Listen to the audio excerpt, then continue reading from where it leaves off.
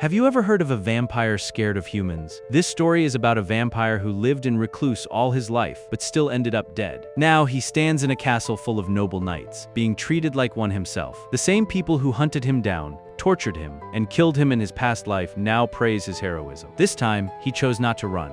He's going to become strong enough to be an untouchable diva.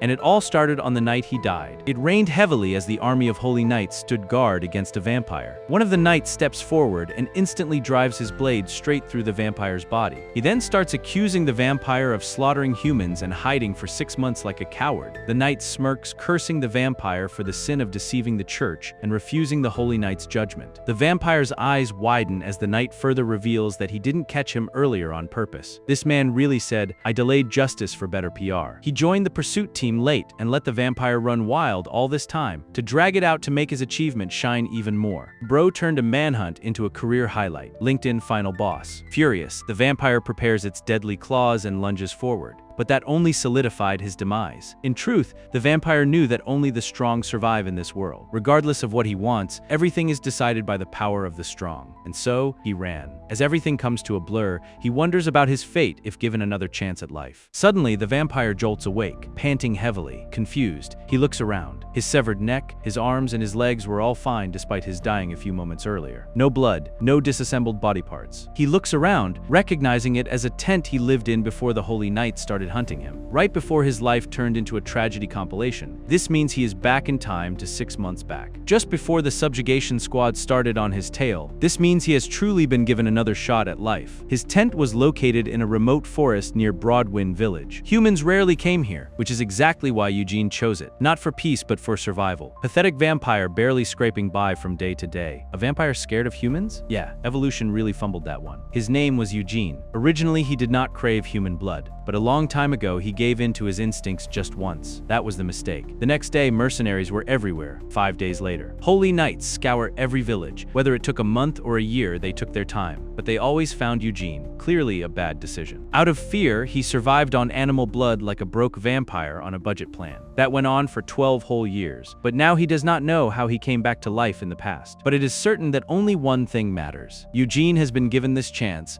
and he cannot make the same mistakes again. If hiding and holding his breath still leads to death, then he has to become so strong that they cannot kill him even if they find him. That is the vampire's way of living. And so from now on, his survival strategy will change. It is a fact that vampires can absorb power through bloodsucking. The stronger the owner of the blood, the greater the power he can obtain. And so, with the weapon in his hand, he makes his way towards the Lord of the Forest. With his current trash, body dodging is the best Eugene can do. But if he can inflict even a small wound, he can drink the creature's blood. Until now, Eugene's method of survival was 2. But now that he knows that path leads to failure, there is no need to hesitate. Right now, more than anyone else, Eugene, is desperate for power. And so determined, he lunges towards the Lord of the Forest and stabs it with his weapon. However, the creature sways his body, causing him to go flying back, injuring him in the process. This makes Eugene wonder if he underestimated the strength of a roamer. Unlike monsters that dwell in the demonic realm, these creatures wander the natural world, even in environments without mana.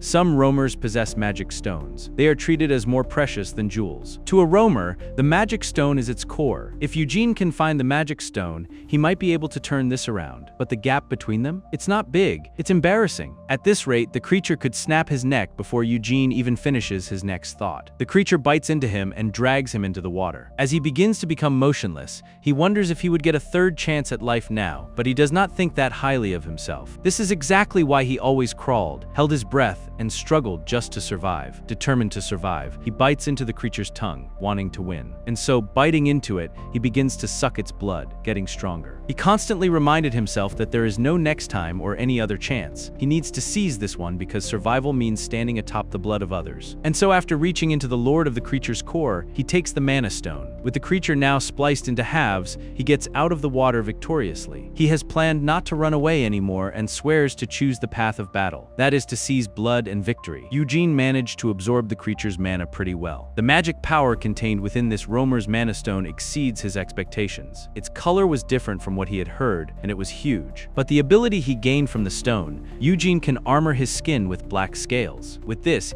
he might block the sunlight enough for him to move around during the day. Eugene first learned about the Lord of the Forest when he was captured by mercenaries. Back then, the wetlands were not very large, so no one knew of the Lord of the Forest's existence. But as the rainy season and floods expanded their territory, the beast revealed itself by attacking the mercenaries. In the chaos, Eugene managed to drink a mouthful of the injured lord's blood. Thanks to that, he was able to take down a few mercenaries and escape. He realized its potency then, and knew he had to drain its blood completely. He has accumulated some power, but it is still far from enough to face the holy knight Jung Direct. Eugene needs to avoid unwinnable battles until he is absolutely certain he can win. Plus, the Holy Knight Jung can find him wherever he is if he sets his mind to it, as he seems to have an exceptional ability to track monsters or the undead. So instead of living and hiding any longer, Eugene plans to build up enough power to face the Holy Knights when they come for him. He notices that the sun will be up soon, and it is too early to fully test the stone's power, so he decides to head back before sunrise. However, he is distracted by a hissing sound. The voice says that the false master who asserted its territory and turned its beautiful lake into a wetland is finally dead. It expresses its gratitude towards Eugene, saying that he must pay the price for fearlessly trespassing here and staining this land with blood. The presence grows heavier. Its eyes glow red as it declares that the forest will rage and the earth itself will reject him. Dramatic. Very dramatic. But the spirit thought that the bald vampire was not able to hear him, considering that. Sensing a spirit's presence is a feat only a selective few have,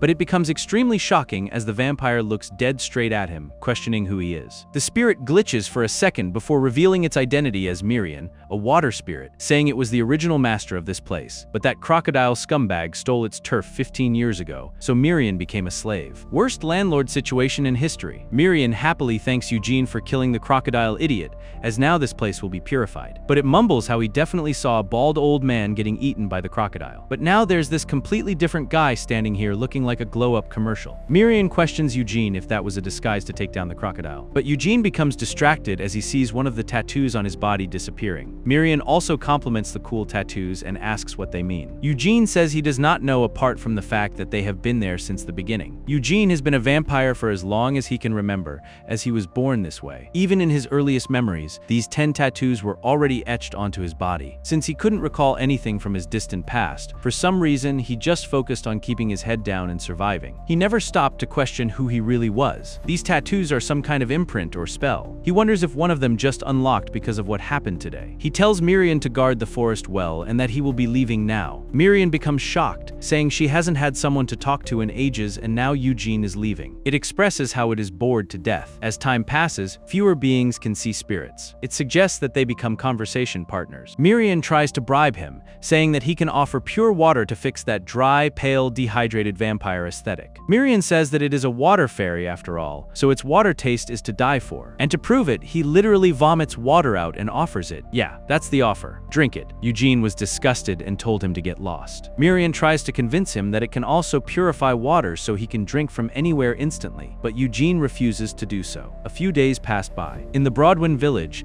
the villagers gather in panic, alerting everyone that the red-eyed monster has visited. They stare at the multiple dead animals and wonder if they can really take all of it. Usually, this so-called red-eyed animal tosses the villagers some game once every full moon, and it is not even time for him to come yet. This is why they were a bit surprised. There was a sinner living at the foot of the mountain, far from the village. The villagers called him the red-eyed monster. He has lived near the village for over 10 years without causing any harm. Instead, he would visit late at night once every full moon to share his game. No one knows what goes on inside a sinner's mind. The villagers stare at this red-eyed monster in confusion as he questions if he can step into the village for a moment. 10 years ago, when he first appeared, everyone was afraid. But since he offered hunted beasts as if paying taxes, no one paid him any mind. And so this strange relationship continued for over a decade. The chief of the village says it has been a while and asks if he has something to say. This red-eyed monster says he has been living far from the village all this time because he contracted a disease. However, after a long period of seclusion, he has recovered and has come here to share the good news. Since he has received much help from the village over the years, he wishes to return the favor. He removes his mask, shockingly, and others say that if anything should happen to the village,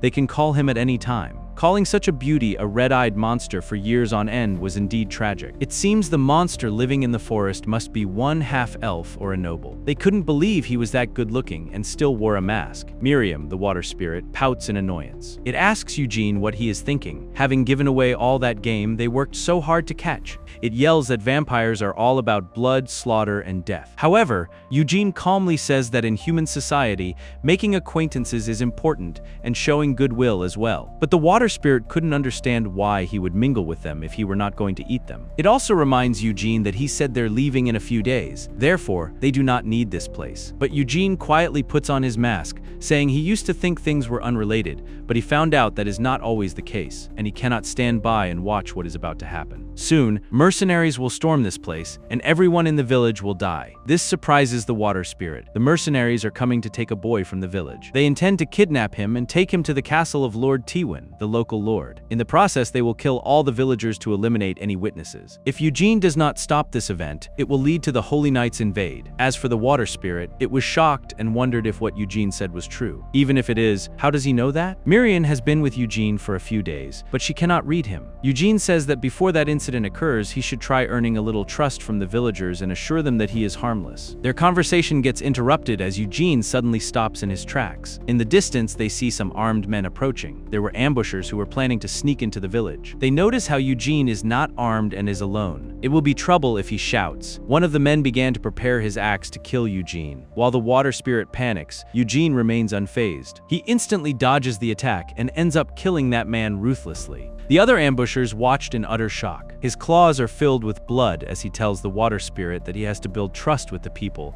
so he does not look suspicious. It is because he is going to kill every last one of these mercenaries. The mercenaries began to cause chaos as they realized that this guy was a vampire and not a weak human. But one of them suggests it is actually a good thing because if they capture him alive and hand him over to the church, they will get a huge bounty. They saw a monster and thought, easy money. Financial decisions made by people with zero survival instinct. Eugene doesn't even bother arguing. He just starts moving, and suddenly it's not a hunt anymore, it's a cleanup. The men did underestimate him, but he was too strong for them. He alerts the men that it is getting dark, and night is his peak time. Plus, it is the best time to hide blood. The mercenaries regroup and decide to attack the vampires simultaneously. In the end, they were all dead. When the villagers later found the dead bodies, they were in utter shock. The chief of the village asks the red-eyed man if this is his work, but Eugene denies finding them while returning from hunting when he was checking traps on his way back. He points to the black wolf, saying the culprits are these creatures. He deduces that these people were attacked while heading towards the village. Eugene further adds that there were many, so he waited for them to be distracted by eating the corpses. He killed a few,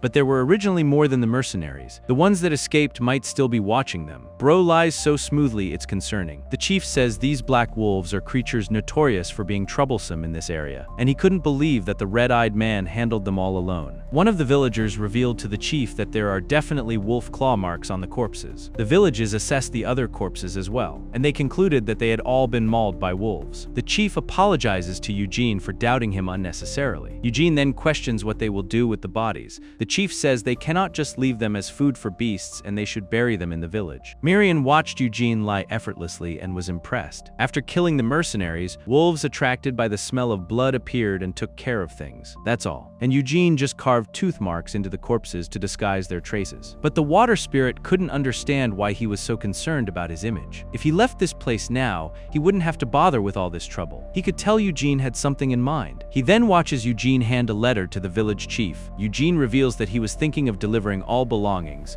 so he searched the bodies. He says there appears to be a letter the mercenaries were carrying. The chief recognized the seal of Lord Tywin, but as he began to read the letter, he remained stunned. He instantly asks the villagers if Pelid is in the village now. He then reveals that Pelid might be the illegitimate child of Lord Tywin, and there were mercenaries here to take him away. Earlier, Eugene stood victorious against the mercenaries. The mercenaries later apologized for bombarding a village under a vampire's rule, but he assured Eugene that they did not come here to hunt vampires. He continues to reveal that any legitimate child of the Tywin family who governs this territory is hiding and living in that village. They thought he was missing, but he was actually living there, hiding his identity, and had only come here to find that child. but Eugene accuses him of lying, saying he planned to wipe out the village. The leader panics, surprised that Eugene knows a lot. He says the truth is they were not hired by the family head of Tiwin. Their clients are the legitimate children of the family, Lady Chimera and Sir Bertel. It might be a request due to noble political problems, and they only came here to kidnap the illegitimate child. He asks for the vampire's mercy. Eugene grits his lips in frustration as he hears the familiar name, Bertel Tiwin. He was the person in charge of the vampire pursuit unit and the knight who tormented him, along with Young. Bertel probably did not directly order the mercenaries to massacre the villagers. That was something that happened purely due to mercenaries' greed. However,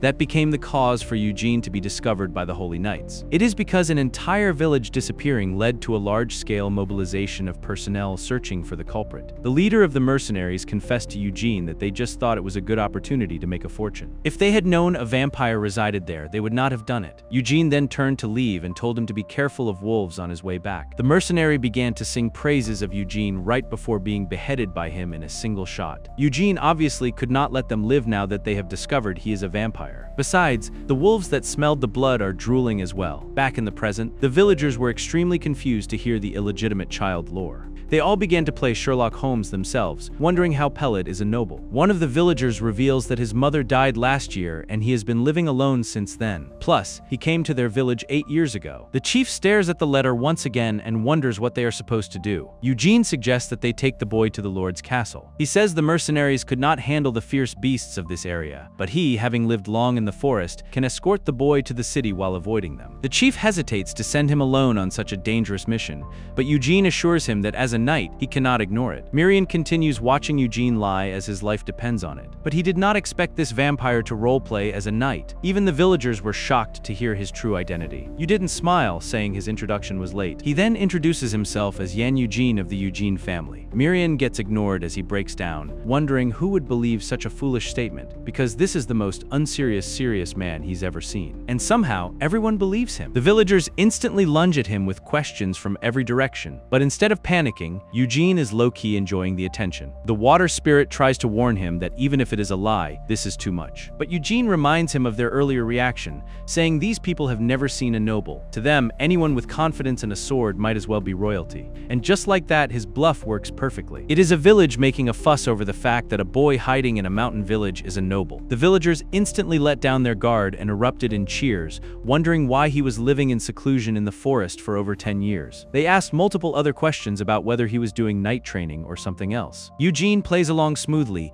giving vague but believable answers about cutting ties with society and surviving alone. The villagers eat it up. They even started pitying him, thinking he endured years of hardship like some tragic hero. But the chief says their village is poor, so they cannot afford to give him a separate reward. Eugene assures him that it is fine. He then asks to rest in the village tonight to relieve his fatigue. The chief laughs, saying that much is not difficult, but it is humble to host a knight, so he suggests he sleep at their house tonight. The next morning, Eugene stares at his skin-hardening ability, which he obtained from the lord of this forest. He places his hand out in the sun. Covering himself with black scales blocks sunlight to some extent. Thanks to this, there will be fewer problems on the journey. The water spirit calls him ignorant for telling such a lie. He says he is a knight even though he cannot read. Eugene agrees that he might get caught someday, but it does not matter since he will be leaving anyway. The water spirit questions Eugene's goal. It points out that Eugene lived quietly in the forest all this time, but he is suddenly building friendships with villagers and even taking requests. But their conversation gets interrupted as someone calls out to Eugene,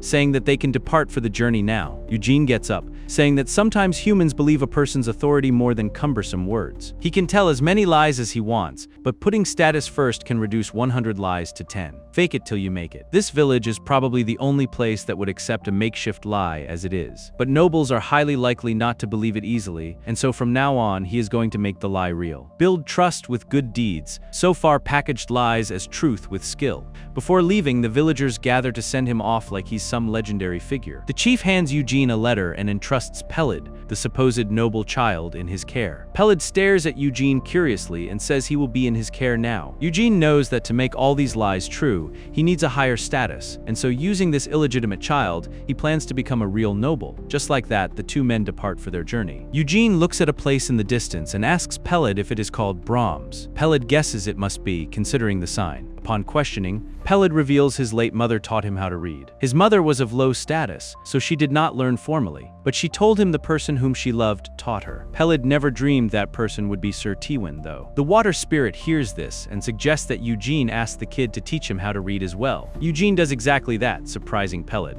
He points out that he is a knight yet cannot read. Eugene says being a knight is just in name only. It is a fallen family, so it is nothing to brag about. What kept him alive until now wasn't writing but a single sword. Eugene is aware that once trust is gained, it will become thick enough to cover all lives. The water spirit watches Eugene do top-notch, Oscar-worthy acting and laughs. Peled, already emotionally invested, completely buys into Eugene's tragic backstory and even apologizes for doubting him. He says he must have been prejudiced since Eugene was called a monster in the village. He promises to confirm with his own two eyes rather than rumors. It concludes that if he is from a martial family, he might have neglected reading, and so he promises to teach him in his spare time so he won't be embarrassed in front of others. However, his speech gets interrupted as an arrow is about to hit his eye, but Eugene senses it immediately and grabs it before the boy can be blinded. Eugene and Peled look behind to see some men. Peled's face drains of its colors as he recognizes them as robbers. The robbers threaten the two to put down all their luggage and everything in their pockets, but before he could complete his threat, his neck was severed by Eugene within seconds. The robbers were instantly stunned while the child became nauseated to see bloodshed. On the other side, Eugene stood unfazed and unwavering. He continues to behead the rest of the men, with no mercy, no hesitation, clear-cut execution. Peled is understandably traumatized, on the verge of throwing up, while Eugene stands there completely unfazed. To him, this is just reality. Survival isn't pretty. Now, only one man was left alive, but that doesn't mean he wasn't injured at all. Eugene had previously pierced a spear through his chest. He approaches the man, saying he cannot understand why humans try to kill and steal if someone is weaker than them. He pushes the spear deeper into the man's body, causing him to groan in pain. He asks the man if it is okay to bully easily if they look weak. He then turns to Peled and asks if he will be able to understand things like this if he learns to read. Peled, however, was too stunned to form coherent words. Eugene reminds the boy of how he said he would watch and confirm with his own eyes. This is what the boy believes is up to him, but he will not let a single drop of blood touch his body. The scene shifts to a busy marketplace. The water spirit seemed ecstatic to see so many fascinating things. Peled warns Eugene to be careful if he happens to be shopping here. He reveals that he has been here a few times, following the village chief and the merchants. Tyranny is severe, so it is easy to get ripped off. Even the village chief was at a loss every time he came. But Eugene knows he needs money first to be careful. He sees something of interest in a shop and approaches the stall.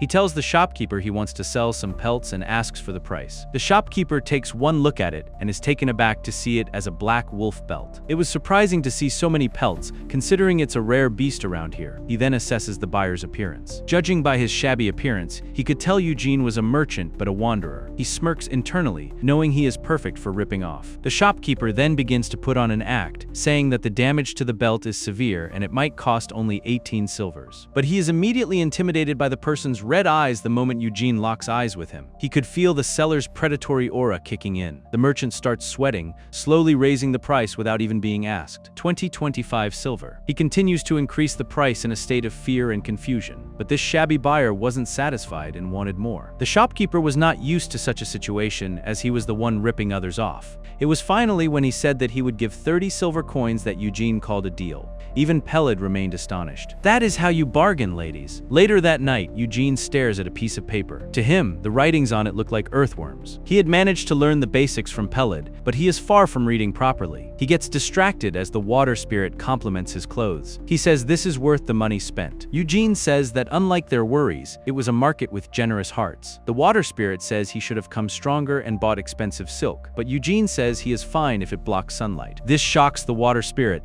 and he motivates him to enjoy life more. He reveals to Eugene that vampires are the nobles among nobles, wearing silk clothes in a magnificent castle where moonlight shines, ordering servants around and living a luxurious life, consuming fresh blood like wine. To succeed, you must burn with ambition. Eugene is surprised to see how much knowledge he possesses, considering he has only lived in the wetlands. The water spirit reveals that he was originally in the spirit's realm. Sometimes, seniors who made it big in the human realm come back and give a lot of useful advice. Unless he gets hit by a silver knife or stake, Eugene will live at least 200 years. So, he urges Eugene to try learning this in art. That includes some ancient script and the imperial language as well. Eugene becomes annoyed and asks if he knows how to read. Then, Miriam denies it, to which Eugene asks if there is anything besides making drinking water he can do. Peled staggers his way towards Eugene and questions who he was talking to just now. Eugene says he was just talking to himself and asks if his stomach is okay. Peled apologizes for showing such an unsightly appearance. He says when he was dressing the rabbit, he remembered what happened this morning, making him nauseated. It made sense considering ordinary people would not be used to corpses. Peled assures him that he still has stamina left and the night is long. He then excitedly reveals they still have plenty of papers, so he will teach Juogen writing as much as he wants. And so, they spent the night learning. Eugene questions if writing is originally this easy to learn, but Peled says it is he who is amazing. He reveals that he was said to learn quite fast, but it took him months just to learn it all. Eugene then tells the child that when he gets there, just knowing how to read might not be enough, especially since he is becoming a noble child overnight. Peled becomes serious and says his mother did not tell him the details either, or he has never really thought about it. He says he does not have expectations that his father will welcome him in the first place. As if they couldn't, conversations hadn't been interrupted the whole journey enough. A swarm of men approach them. The leader greets them and says they cannot find a proper spot to camp. Eugene takes a look at them and sees proper weapons, armor, and even formation. They are real mercenaries, unlike the drifters they have met so far. The leader of the mercenaries points out how there is a child in their group and asks what his destination is. Eugene knows it will only raise suspicion if he lies clumsily. Therefore, Eugene reveals to them that their destination is Sir Tiwen's castle. The man reveals that they're also on their way to the castle and questions if it would be alright to share the spot they offer. To share alcohol, water, and lamb with them. But another mercenary makes his way forward and tries to be rough with them. However, the leader pushes him aside and apologizes. As they exchange greetings, Eugene reveals himself to be a knight.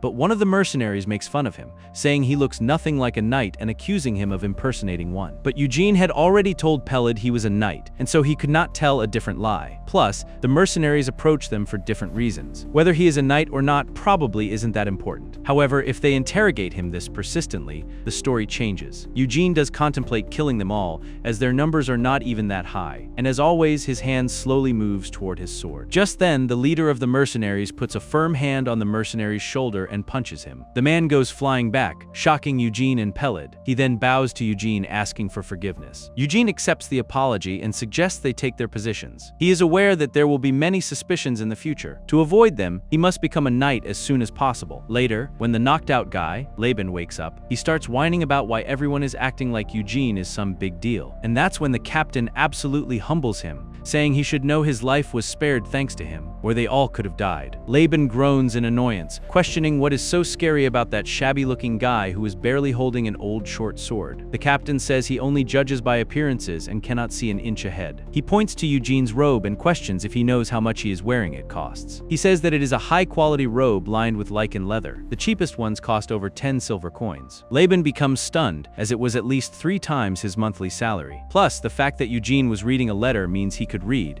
and so he is not ordinary. The captain further reveals that the knight was about to draw his sword. They would all be dead, or if lucky, maybe he and one more would survive. Upon questioning, the captain reveals that while he was running, his mind was downloading the situation. Earlier, the knight had his right hand inside his robe, and he was slightly dragging his left foot back. If he had been even a moment later, Laban's head would have flown off. He reminds Laban of how terrifying a knight is. With this came the Knight Lore drop. Knights are those born into ancient families who are handed wooden swords at birth, and they spend their entire lives specializing in learning to kill. At the same time, they enter unknown dungeons, fearlessly face the terror of death to stab monsters, and go to battlefields to cut down fellow humans, accumulating merit. Only those who have bloodied their hands that much catch the eyes of the nobility and finally receive knighthood. Plus, impersonating a knight is a grave crime. It is a problem even if they are real, and even more so if they are fake. It is because anyone daring enough to impersonate a knight cannot be normal. You cannot rashly claim to be a knight unless you are confident enough. This is why there are very few individuals who dedicate their lives solely to the sword and become knights. The fact that someone who looks over 20 revealed himself as a knight means he is of considerable skill. It might be possible that he is stronger than the captain. Laban begins to panic, hearing just this. He had clearly messed with the wrong man. The captain further reveals that Eugene mentioned heading to Lord Tiwen's castle. There is talk that a recently discovered dungeon might be opened, and so he might be aiming to be part of that. And since their destinations are the same, they will encounter this man once again. Meanwhile, Eugene is sitting by the fire overhearing everything thanks to his vampire hearing and internally panicking. Because yeah, he did not know knights had this kind of reputation. Bro accidentally picked the highest risk title possible, but instead of backing out, he doubles down. If he's already in too deep, might as well commit. He couldn't understand why the Tywin family hired such trash when they have mercenaries like this. Or they could have even sent their own soldiers. This is why he found the situation a bit strange. To Laban's shock, the man begins to approach them. He smiles and takes his mask off. Eugene suggests they travel together, as their destination is the same. The mercenaries were almost blinded by his handsome face and couldn't respond at first. The group soon reached Martella village. Fortunately for Eugene, the mercenary group believed he was a knight. Traveling with them to their destination should yield useful information. This is why he suggested they travel together. But the problem is what comes next. As they traveled through Martella, the water spirit revealed to Eugene that it had eavesdropped on those mercenaries' scum gossiping as ordered. Mirian relays that Lord Tywin's health is so poor that it wouldn't be surprising if he died tomorrow. Plus, a new dungeon was recently discovered in his territory. Conquering the dungeon could yield a fortune. But the Tywin family lacks both funds and troops, so they're unable to open it. But then Mirian casually points out the real issue, Pelid. If the Lord dies soon, the kid is basically walking into a death trap. Eugene tries to act like he does not care, but he knows exactly how this story ends. Weak people don't survive in noble politics. They get erased. The reason Lord Tywin summoned Pelid was probably to see his child's face before he died. The group soon arrives at Lord Tywin's Rose Castle. Straight up fantasy royalty vibes. Mirian is already imagining Eugene living his best vampire noble life there, but Eugene shuts that down immediately. The mercenaries captain greets the eldest son of Rose Castle, revealing that they are the mercenary group sent by the Palin Trading Company. The eldest son reveals himself to be the heir of Tywin Kamara. The captain reveals that they have brought their boots safely. While the mercenaries become greasy unloading them, Kamara takes one look at the strange hooded figure and questions who he is. Eugene introduces himself as a knight and is about to reveal the child's identity but gets distracted. Another twin child appears with knights questioning his brother about what he is doing right now. Eugene's eyes widen as he recognizes the familiar voice. The voice lectures his brother Kamara about how screening outsiders is his role in guarding the castle. Eugene instantly recognizes his face, and his demeanor instantly darkens. Oh, how could he ever forget that voice? It was the voice of the head of the Vampire Pursuit Squad who first discovered him in hiding. He, along with Jung, tormented him relentlessly, Knight Bertel Tywin. He was the second son of the family. Hearing the conversation between the two brothers, it was clear that their relationship was strained. Kamara didn't find it convenient to report every little thing he does to his younger brother. Eugene interrupts the two and shows him a letter from Elder Geb of Broadwyn Village. This immediately takes Bertel by shock. But before he could take the letter, Eugene pulled it away and handed it to Kamara. Bertel takes note of this but says nothing. Kamara becomes shocked as he reads the contents of the letters. The mercenaries were attacked by wolves and wiped out. As if the drama did not want to end there, they had brought an illegitimate son with them to the castle. Pelid awkwardly introduces himself. Kamara chuckles, saying that he is the new little brother. Unlike him, Bertel glares at him in curiosity. Kamara says they were waiting for him and that their father is eager to see him. Bertel coldly ordered someone to take this boy, wash him, and get him into some proper clothes. Bertel turns to leave, but Eugene stops him. He says he would like to talk about the reward first and wants to meet Lord Tywin. However, Bertel's face turns into a tomato with fury as he refuses to do so. Eugene asks if he can see him for a moment. Bertel reveals that their father's condition is not good now, so it would be difficult. He suggests the man return home after his reward will be paid in gold coins. But Eugene remains adamant, saying he went through a lot of trouble to bring his precious brother back. Bertel becomes even angrier and tells him not to make him say it twice. But his plans come to a boil as Kamara thinks otherwise. He smiles, telling his younger brother that they have to introduce their new brother to him anyway, so there is no problem with seeing him for a moment. Bertel lowers his voice and tries to reason with him that their father cannot even stay awake for an hour a day. They can't let him need some wanderer whose origins they do not even know. Kamara sneers and asks if he is going to control father's schedule as he pleases. He laughs as he turns to face Eugene and apologizes, saying things have become difficult because his little brother is playing as the heir. He places his hand on Eugene's shoulder, suggesting he has a safe trip home. He then walks to Pelid and offers to show him around a bit. Eugene had expected this. They did not intend to let him meet the Lord from the start. Just then, a booming voice makes its way towards them, pointing towards the second son of the family. Bro walks in carrying criminals like grocery bags and casually suggests executing them as an example. Yeah, he's that guy. Turns out he's a top-tier knight who placed third in a major tournament, basically a walking boss fight. Bertel knows he must stay composed in front of Eugene. He takes the rather tall man away, suggesting they go inside and talk, as there are many listening ears here. The the captain of the mercenaries recognized him as Sir Galpedic. Upon Eugene's questioning, the captain reveals he is a knight with a very promising future. Eugene wonders why someone like that would come to a remote place like this. The captain gives it some thought and guesses it is probably because of the newly discovered dungeon opening. Even in a remote place like this, a knight who succeeds in a dungeon's first opening gains great fame. That is because opening a dungeon is so difficult that countless people lose their lives. He says Sir Galpedic is probably using this place as a stepping stone to be knighted by an even greater family. Eugene ponders deeply about it. He then asks the captain of the mercenaries if his request is finished as of today. He then asks for a new request. Inside the Rose Castle, Sir Galpedic and Bertel watch over the caught mercenaries' punishment. Kamara stares at his little brother in disdain. He wants to be the one to open the dungeon. Ever since their father's health worsened, Bertel has been openly aiming for the position of heir. On top of that, the fact that he used his connections with the knights to bring Sir Galpedic here means he is clearly planning to succeed in opening the dungeon himself. If that happens, public support will instantly shift entirely to him. But Kamara had no idea what he should do. It's not like he can just hire any random riffraff at this point. It is then that he is cut off from his thoughts as his servant reveals that Sir Eugene requests to see him. He instantly recognizes the name to be of the knight who brought Pelid earlier. Kamara shows him that they are taking care of the boy and promises to reward him when his father awakens. They settled down, and he thanked Eugene when he gave him the letter in front of his little brother. Thanks to that, he was able to stand a little taller. Eugene smiled, saying he only had business with the lord of this territory, so he was a bit flustered when a third party intervened. Kamara becomes curious and asks what his business is. He questions whether it is necessary to have his identity verified, considering he wants to see his father in person. Eugene agrees but says he also came here to make a proposal to Sir Kamara. He requests to be put on the dungeon subjugation team, shocking Kamara. He instantly bursts into laughter at the absurdity of the situation. He takes one look at the battered situation of his clothes and asks if he called himself a knight. He points out how he heard Eugene killed about 5 robbers on his way here. He asks if he is planning to join the subjugation team to raise his reputation as a knight, or if there is any reason he should play along. Eugene smirks, saying it is not a bad proposal for the current Sir Kamara. He explains that if they succeed in opening the dungeon for their reward, his mercenaries and he will take only their share of 100 silver coins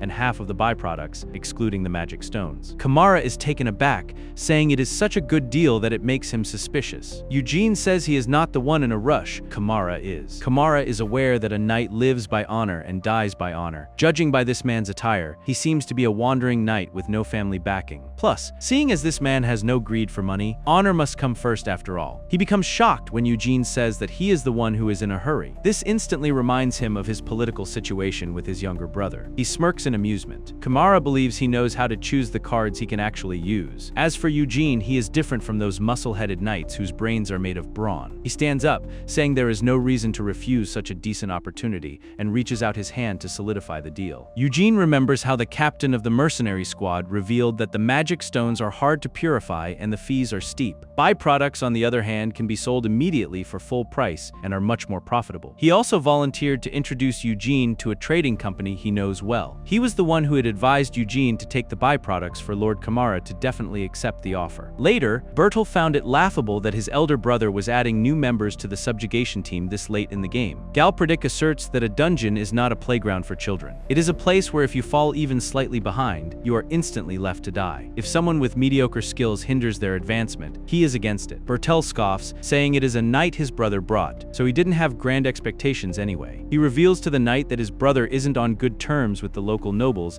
and does not exactly have connections either. He suggests Galpedic explain it himself if it comes down to it. Galpedic frowns and asks why he is pushing that onto him. Their conversation is interrupted as Kamara makes his way inside and introduces his new knight, who will be joining the subjugation team. Sir Eugene and his mercenary group. Bertel was shocked to see that it was the guy from earlier. Plus, he was even leading a mercenary group. He smiles and tells Kamara that they cannot accept someone of unknown origin and unproven skill. Kamara says he can at least vouch for his skills, shocking Bertel. Kamara smirked, saying he heard something from their new little brother just now. He reminds his brother of the bandit gang causing trouble at the edge of the territory and how they have been quite a headache for them too. Apparently, Sir Eugene took care of them on his way here with a short sword. With this level, his skill is more than sufficient. Just then, Galpedic swings his dagger towards Eugene. No warning, no 2 times. Eugene instantly detects danger and dodges the attack, causing the dagger to go flying in another direction. Galpedic sneers in amusement. He apologizes for being rude upon their first meeting. He assesses Eugene from head to toe, pointing out how he has no visible scars on exposed skin or any signs of sunburn either. He comments that he must have been raised delicately and asks to see this young master's skills. Word soon spread that Lord Galpedic had declared a duel. Many people gathered to watch the two men fight. A pretty large crowd gathered as they all wanted to see the skills of the knight, who placed third in the tournament.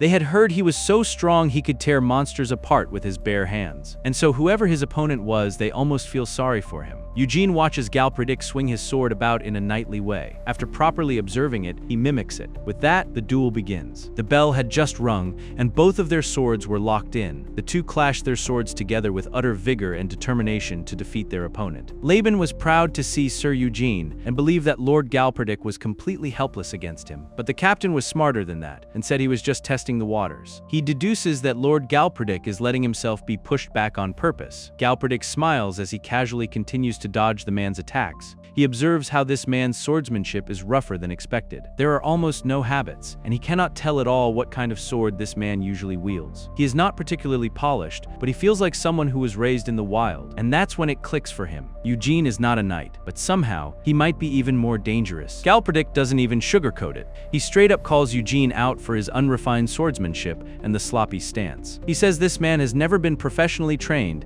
and is relying entirely on his physical abilities. While swordsmanship isn't everything to a knight, you can tell just by exchanging a few blows. Eugene says he talks too much, but the man suggests that he defeat him. Galpedic finally stops playing nice. The next strike lands clean. Eugene goes flying back like the fight just remembered gravity exists. The bystanders were shocked. Bertel becomes ecstatic, believing that the man is out cold, but Eugene steps out of the rubble even more determined to win. He rushes towards Galpedic with sheer force and crushes his swords once again. Galpedic smiles, admitting that this guy learns fast. In the end, both had let go of their swords and were now locking hands. Galpedic was surprised to see that this man, who was much smaller in size than him, possessed such strength. He could not help but admit that this guy's raw strength is overwhelmingly superior to his. However, in terms of experience, he was the one who had the upper hand. And so, to Eugene's shock, the man uses his skills to drag him to the floor. But before he could be hit, Eugene instantly dodged his attack. He grabs him by his fist and pulls him away. No elegance, no textbook moves, just pure I refuse to die today energy. Galpedic watches him make not even a single precise movement, but rapid absorption and crisis management bond of survival instinct are clear. This only made him more curious. Where on earth did this guy roll in from? And so even before Eugene could punch him, he knew he was at a loss. Next thing anyone knows, Galpedic is the one who goes flying back, hitting the wall. Even the announcer had to prepare himself to declare the winner, Knight Yan Eugene. The audience began to cheer for the incredibly strong knight. They had never heard his name before, but now they will. Mercenaries also cheer like they've known him their whole lives. Laban is already claiming ownership. That's our knight. As for Galpedic, his eyes glowed red as he staggered his way out of the rubble. Eugene thinks he will attack him once again,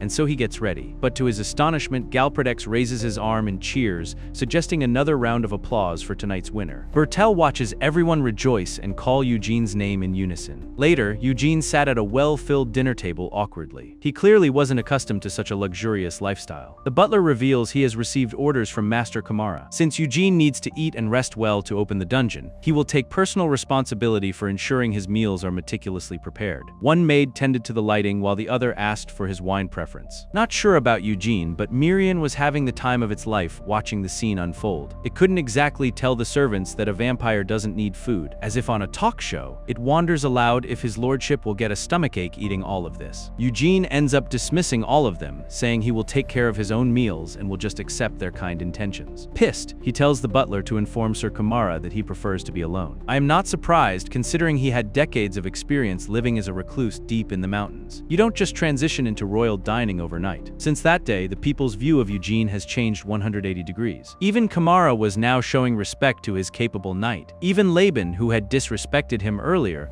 was showing him the utmost respect. Then there was Sir Galpedic. He considered Eugene to be his friend and comrade in arms, constantly clinging to his side. He proudly reveals that his face is still throbbing so much that he tossed and turned all night. Eugene couldn't understand if it was an invitation to hit him more, or what. Galpedic cheerfully suggests having another sparring match. Eugene was a little surprised to see that this man didn't seem to care whether he was a knight or not, and those who doubted him have started to drop their suspicions one by one. It is the result he wanted, but having people swarming around him is something he still cannot get used to, even after a few days. Eugene is soon approached by Peled. Everyone was shocked to see him as he asked Eugene if he had been well all this time. The scene shifts to a flashback. Bertel is seen torturing some of the mercenaries for not doing their job properly and not ensuring the illegitimate child died for certain in that village. Things had not gone according to his plan, and he was furious. The others watched in horror as Bertel gouges their leader's eyes out like it's a normal Tuesday. Bertel wonders what he should do, as he cannot openly kill someone who has already slept in the castle. An idea soon strikes his mind. With that method, he is sure that even disposing of the body will be clean. Back in the present, Eugene listens to Peled's story. Apparently, Sir Bertel ordered him to head out to the dungeon that is about to open in a situation like this. Peled meekly reveals he came here to die,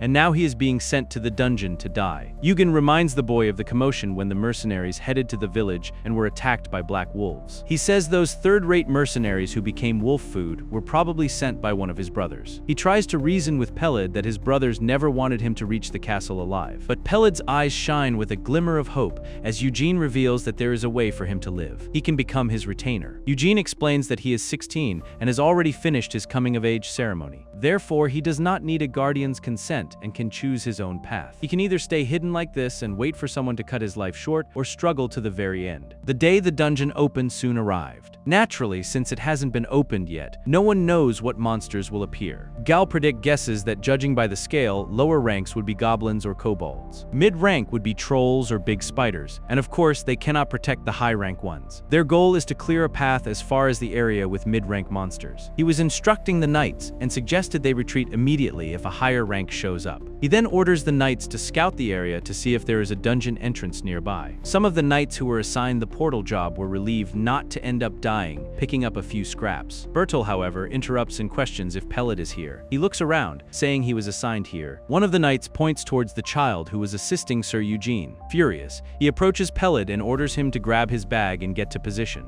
Because nothing says brotherly love like throwing someone into certain death. But Peled ignores him. This makes Bertel furious, and he begins to raise his hand. However, Eugene stops him midway. He coldly says he heard he is sending some brat who has never held anything sharper than a kitchen knife into the dungeon when it opens. He asks Bertel if he is out of his mind. Bertel swayed his hand away, saying he only wants to raise his younger brother strong, and asks Eugene to know his place. But Eugene says that Bertel is the one who doesn't know his place. He reveals that Peled has become his retainer as of yesterday, and everyone here is a witness. It is a bond thicker than blood, and if any of them so much as lay a finger on the boy, he will consider it a challenge against him. He openly faces Bertel's wrath and directly challenges him to loosen up his body a little before entering the dungeon if he wants. Bertel asks if he thinks taking in another family's illegitimate child is easy. But he comes even more furiously as he hears some men talking about how they are being led by capable leaders, Sir Eugene and Sir Galpedic. Just then, Kamara approaches them, saying he would also trust his younger brother to Sir Eugene. He points out to Bertel that their younger brother is 16 and already an adult,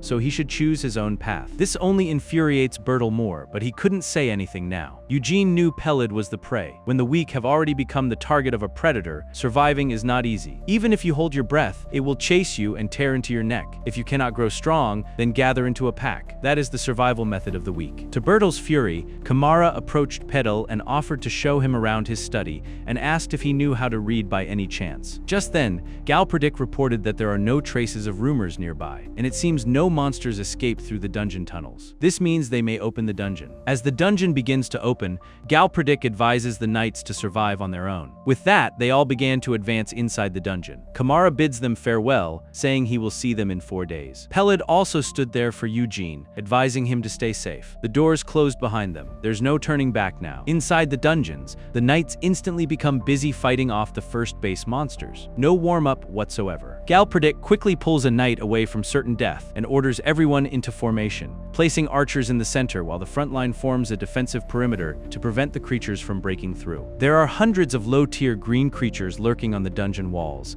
and they swarm in like they have been waiting for this moment their whole lives. Some of the knights could not help but feel gross. One of the knights regrets volunteering for the dungeon subjugation and decides to get out of here, but as he decides to head to the entrance, he bumps into more of those gruesome creatures. Galpedic calls him an idiot and tells him to pull himself together. He reveals that his safest pick is sticking together. He then forces him to raise his sword and get back to his position. Galpedic sighs as he scans the battlefield. He had gathered the mercenaries in a hurry, which was why they were clearly not in good shape. He was skeptical of subjugating this dungeon with such people. He is soon informed that more monsters are pushing in from all sides. Sir Galpedic contemplates rearranging the formation, but in that moment, Eugene steps up, volunteering to take care of the rear side. Galpedic cautions him that going alone is dangerous, but Eugene fastens his pace and ignores him. Soon, Galpedic and the mercenary captain, Partek, notice something appeared from the rear side. Concerned, Galpedic asks Partek to follow him. They, along with Laban, go deeper and deeper into the dungeon, shocking Galpedic. He could not believe Eugene managed to go this far in that brief moment. Galpedic's eyes widen as he spots his comrade. Eugene stares at a glowing flower in his hand. He reveals how he killed all the ones coming from the crossroads and found this in the corner. Galpedic sighs in surprise, but mostly relief. Partek, on the other hand, is left completely stunned. Eugene had no idea what glowgrass even was, yet he managed to wipe out an entire section of the dungeon within moments. Man really went in blind, and still Speed ran the dungeon like it was a side quest. After defeating all the low female monsters, the wounded soldiers were tended to. Eugene is informed by the knights that they have collected the rest of the mana crystals. Eugene takes note of how they have killed so many monsters, but they have gotten very few mana crystals. They were also blue, which is different from what Eugene got from the roamer. Miriam stares at the mana crystals, saying they're small compared to higher quality ones. The quality of a crystal is proportionate to the strength and size of the monster after all. Eugene questions if wild roamers usually have bigger crystals. Miriam says that a monster in a dungeon becomes a roamer if it leaves the dungeon and goes out to the wilderness, but that does not guarantee an increase in the size of its mana crystal. Roamers like the Lord of the Forest Eugene absorbed are pretty rare and hard to find, and above all, they were even strong enough to be able to usurp the water spirit's own territory. This makes Eugene realize that he was extremely fortunate in obtaining the Lord of the Forest's red mana crystal. Miriam says, saying that at this rate, doing favors for the nobles and coming into the dungeons is pointless. It questions whether there are any high-level monsters here. Just then, as if granting its wish, the ground begins to shake. Unlike Eugene, who remains confused, Galpedic knew the familiar drill. He was only disappointed at not getting enough rest. He orders everyone back into formation, but the knights return looking completely drained, as if they have already been fighting for days. This only irritates him further. He informs them that he and Sir Eugene will take the front so they can follow behind. Anyone running away will be punished afterward. Eugene flinches at this. He could not believe the man wanted him to stand at the front when it was his first time in a dungeon. Galpedic turns to him and reveals that the mercenaries are not being helpful at all, so he will have to step it up a bit more. It is because the monsters they're about to face are going to be on a whole different level. He grabs Eugene by the shoulder and tells him to look ahead. The monsters that have long held military power in the dungeon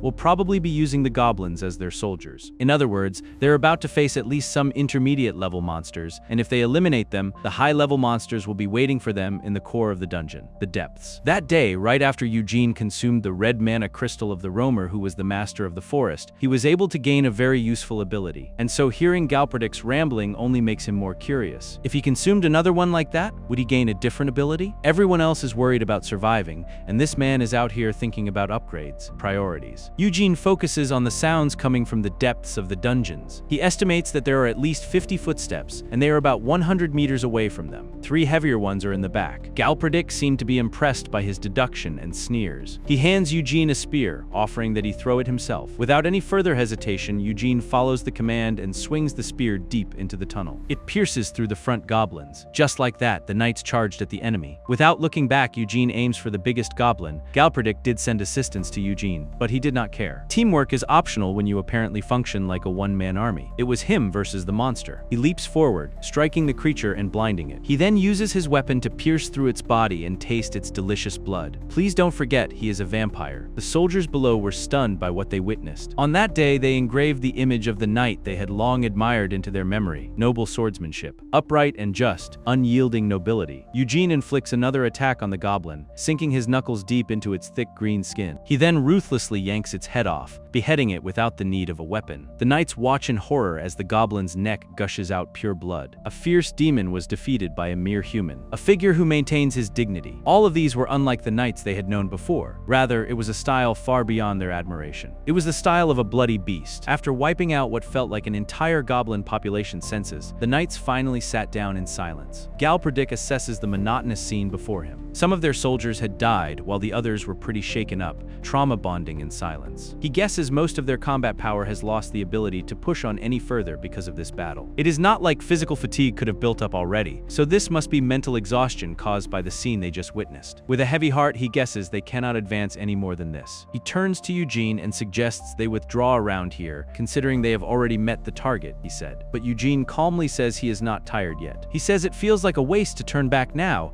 considering they don't know when the next subjugation will be. He says they are free to return first if they want to go back. Galpedic liked that answer. Of course he did. This man had the survival instincts of a cockroach and the stamina of a final boss. He suggests they keep moving in this case. The knights were shocked to hear that these heroes still had stamina left. Eugene jumps down from the goblin's body and tells Galpedic to take the lead of the subjugation party and head out of the dungeon. From here on, only he and his mercenaries will proceed. Galpedic sighs. He guesses that Eugene must have noticed the soldiers' fatigue and chose to be considerate of them. It seems he's only getting increasingly impressed by Sir Eugene, who possesses a warm heart that cares for soldiers weaker than himself, hidden behind that sharp exterior. He's a man who makes you reconsider what a knight truly is. He watches Eugene, Partek, and Laban make their way deeper into the dungeon. Laban really did not want to go, so he found himself getting swept up in this. But he quickly reminds himself that Sir Eugene is strong enough to take down a huge monster by himself. If something happens, he will handle it one way or another. But he gets cut off from his thoughts as he hears a crunching noise coming from beneath his feet. It was a gruesome, spider-like insect he had crushed beneath his feet. This one here is the chattering of more insects making their way towards them. They were called the cave great spider. It is a spider-type monster that lives in groups that melt and consume their prey with a powerful acidic poison. Laban shrieks like a little kid as the insects crawl their way closer towards him. Partek realizes the gravity of the situation and suggests they fall back, but Eugene had no intention of doing so. He begins to eliminate the spider creatures simultaneously, coldly pointing out that these numbers are nothing to him. And so both mercenaries began to partake in fighting, helping Eugene. Laban got overwhelmed, of course he did, screaming for help like a side character in a horror movie. Eugene comes to his rescue, slaying the monstrous creatures. Laban could not help but be impressed by this monstrous man once again. He suggests they turn back now. He looks to his captain for validation, but is shocked to see him in a disheveled state, as if his soul had left his body. Partek's mouth was gaping open, and his eyes widened as he stared at the monstrosity of the creature above him. He had never expected in his whole life to run into this here. Among roamers, even within the same species, there are different ranks, but you almost never encounter the higher ranks, so they are not even considered when forming the subjugation party. He could tell by the sheer size of the creature itself that it was the higher rank variant of the cave-grade spider, the Lord. The gigantic creature screeches as it notices its prey. Partek suggests to Eugene that they retreat,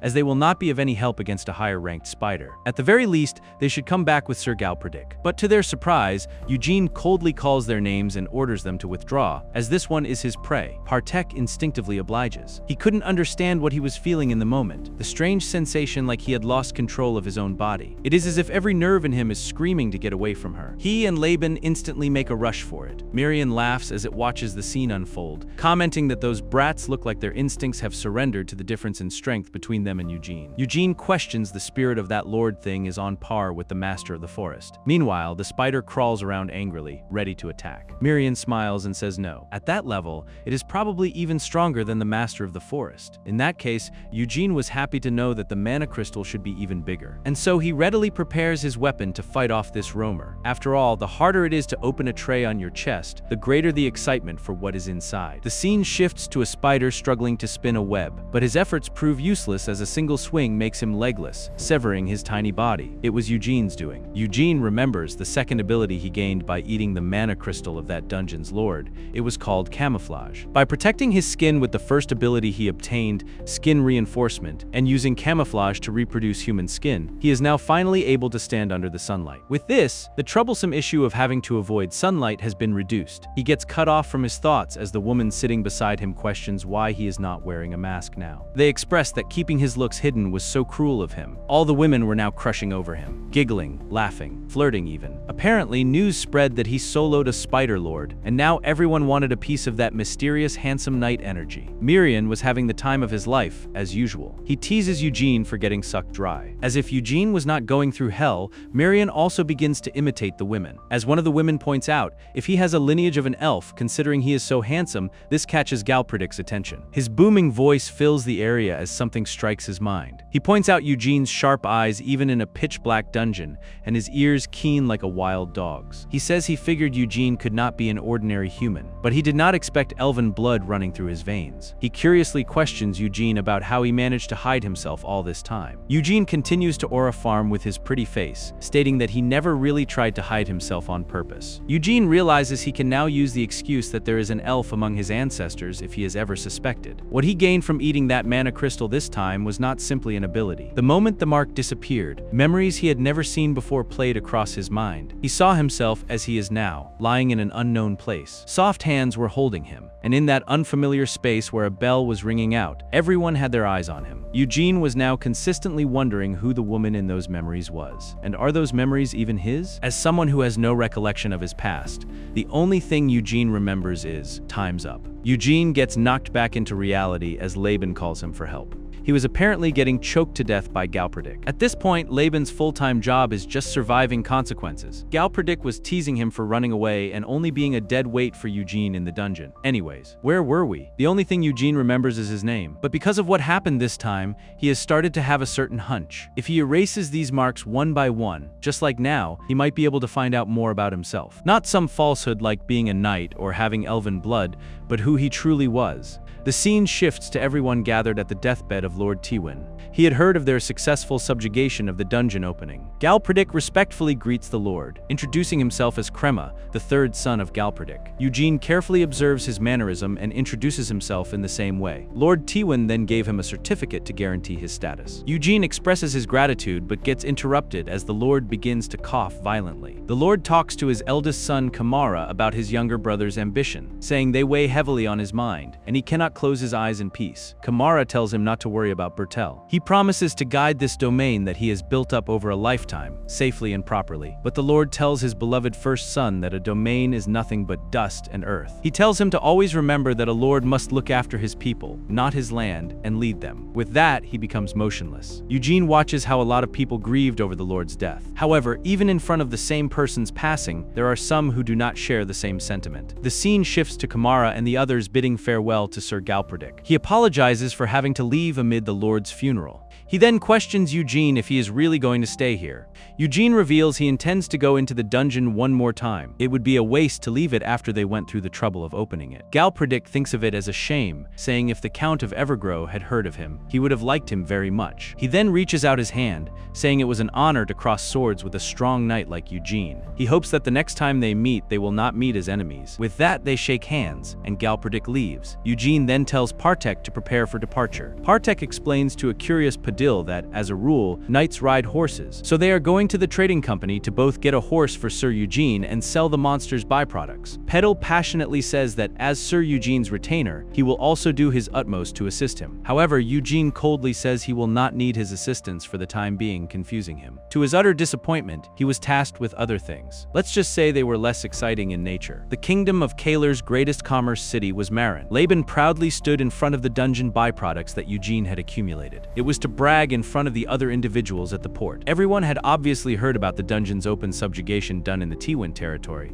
and they couldn't help but be stunned. They all were eager to see the upcoming knight who supposedly ripped off a monster's head while it was still alive. Peled was busy loading and unloading the docks as he stared at a house in the distance. He wonders what is taking so long for Sir Eugene. On the other hand, Eugene was having some serious conversation with Billmore of the Palin Trading Company. He volunteers to take responsibility for handling his byproducts personally. Eugene was half doubting when Partek said he knew a good trading company, but he did not believe that the mercenary would introduce him to such a large-scale company. He knows this will be extremely useful for someone like him who is ignorant of human social networks. The man's rambling is interrupted as another man barges inside. He coldly questions which of them is Sir Eugene. Partek instantly becomes cautious and warns Sir Eugene that this could get a bit awkward. It is because the person who just walked in is a secretary working directly under the deputy manager of this trading company, Sir Grail. In short, that means he is someone with more power than Bill Moore, the man they are trying to deal with, and so he has likely come to buy his byproducts at a lower price. He advises Eugene to proceed very carefully right now if he wants a stable trade partner. Sir Grail orders Bill Moore to step aside and not pointlessly challenge someone he cannot possibly beat. He had heard the rumors of a knight ripping off a monster's head with his bare hands, but he believes it to be nothing more than an unverified rumor spread to inflate the value of his goods. A transparent little newbie tactic. He tells the newbie that the trading company's deputy manager would like to sign a contract with him personally, and so he suggests Eugene get done with his shabby place and come with him. He thinks of Eugene as a brat of a knight who only supposes brute strength. He has decided to haul him off and strip him down to the bone, but chills run down his spine as he locks eyes with this man. For some reason, he feels intense pressure and instantly apologizes for being rude. He then introduces himself politely. His voice instantly turns meek as he reveals to the knight that he will have a good chance to sell his bad products under better terms. He begins to lose his composure as the man looks at him with widened eyes as if he will lunge at him like a beast right then and there. He continues to apologize for being discourteous and rushes out of the room, saying he will come to see him another day. Eugene becomes confused and asks the mercenary what he did. Bill Moore, on the other hand, says he is moved to tears as he just rejected a contract with the deputy manager on his account,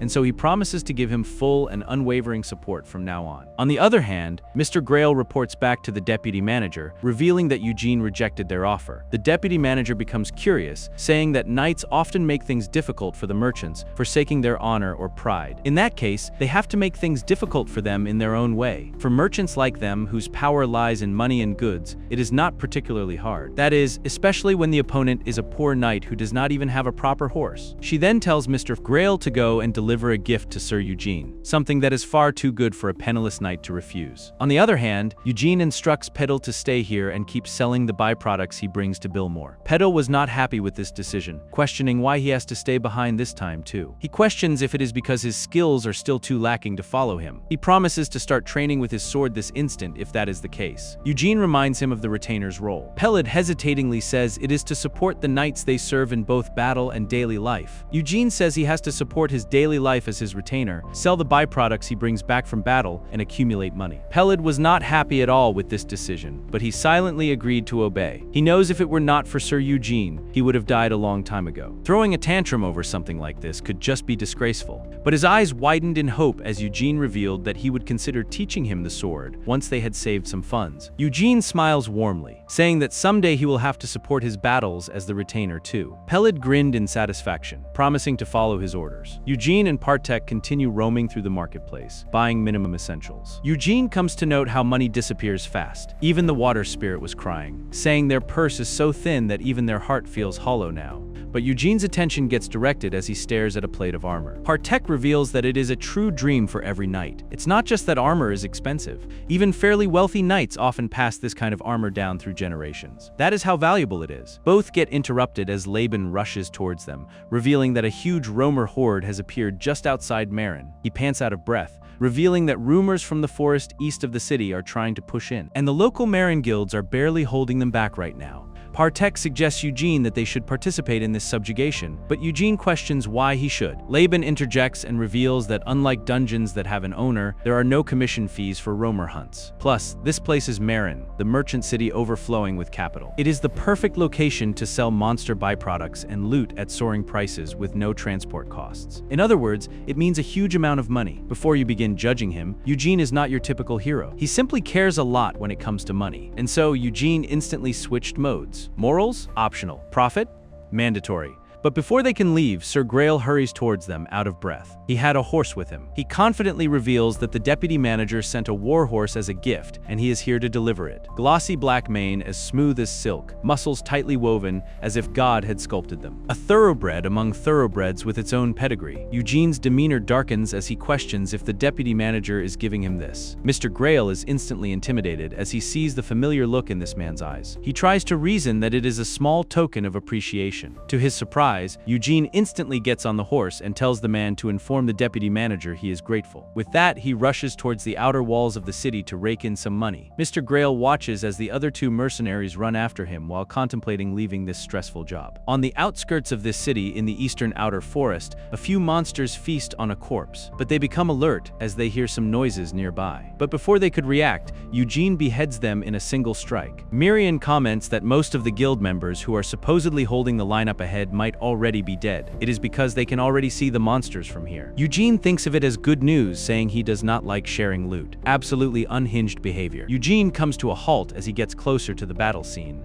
The local guilds were clearly being overpowered by monstrous creatures. Eugene watches as one of the knights gets surrounded by the trolls, seconds away from becoming a tragic backstory. Eugene instantly makes a run for it, slaying each troll in seconds. The knight shows Eugene gratitude, because obviously he just saved his life. He asks for Eugene's name, but the man says it does not matter. The knight agrees and promises to ask for his name once more when they return from this hell on earth. In the end, they manage to return to the city. Back in the city, the same knight wasted zero time turning into a full-time storyteller, except it was a heavily edited version, borderline fiction. He begins to tell tales of a mysterious knight, due to which they were able to secure victory and protect the city. He reveals the knight's name, Yan Eugene. Murmurs fell from the crowd instantly. They would be foolish to not recognize the knight's name, erupted in cheer declaring him as their hero. Meanwhile, Louis Palin, the current mayor of the trading company, stares at the people chanting. He remarks that the more Eugene's fame grows, the harder it becomes to control him. He asks his grandchild Procella if she is certain they should leave him be. Procella assures him that everything will be under control. Rather, she is hoping Yan Eugene becomes even more reputable. After all, the higher he soars, the worse the fear of the fall. Sis really said let him cook, but she already preheated the oven for his downfall. She asks if her grandfather knows about the squire Eugene has with him. She reveals that from what she has investigated, that child is a hidden illegitimate child of the Terwin family. Louis scoffs. They conclude that Sir Eugene is trying to secure a huge fund through business and sponsor the illegitimate child of the Terwin family. Procella adds that if they can secure them, they might be able to build a relationship with the future head of the Terwin family. Louis was impressed by his granddaughter's meticulous planning. He is aware of her intentions to buy off a knight who is sponsoring the illegitimate child. In that case, he decides to send Eugene a gift as well, putting Procella in as a referral. Procella understands those who are thirsty will seek the water's edge to drink. As a merchant, there is only one thing she must do: dig a well before the right person gets thirsty. She plans to wait until the knight restlessly drinks the water she digs out without resistance or doubt. That is exactly what happens. Yan Eugene comes on his own accord to meet her. Upon exchanging greetings, Eugene reveals he came here to give his thanks. The deputy manager stares at the beautiful individual. Who could tell by one look that he is also a terrifying knight, capable of decapitating a troll with his bare hands? It is no surprise that he is different from the knights she has met so far. She notices how he is wearing the armor that their mayor gave him, and she compliments him. She reveals it is a commission from the best workshop in the city,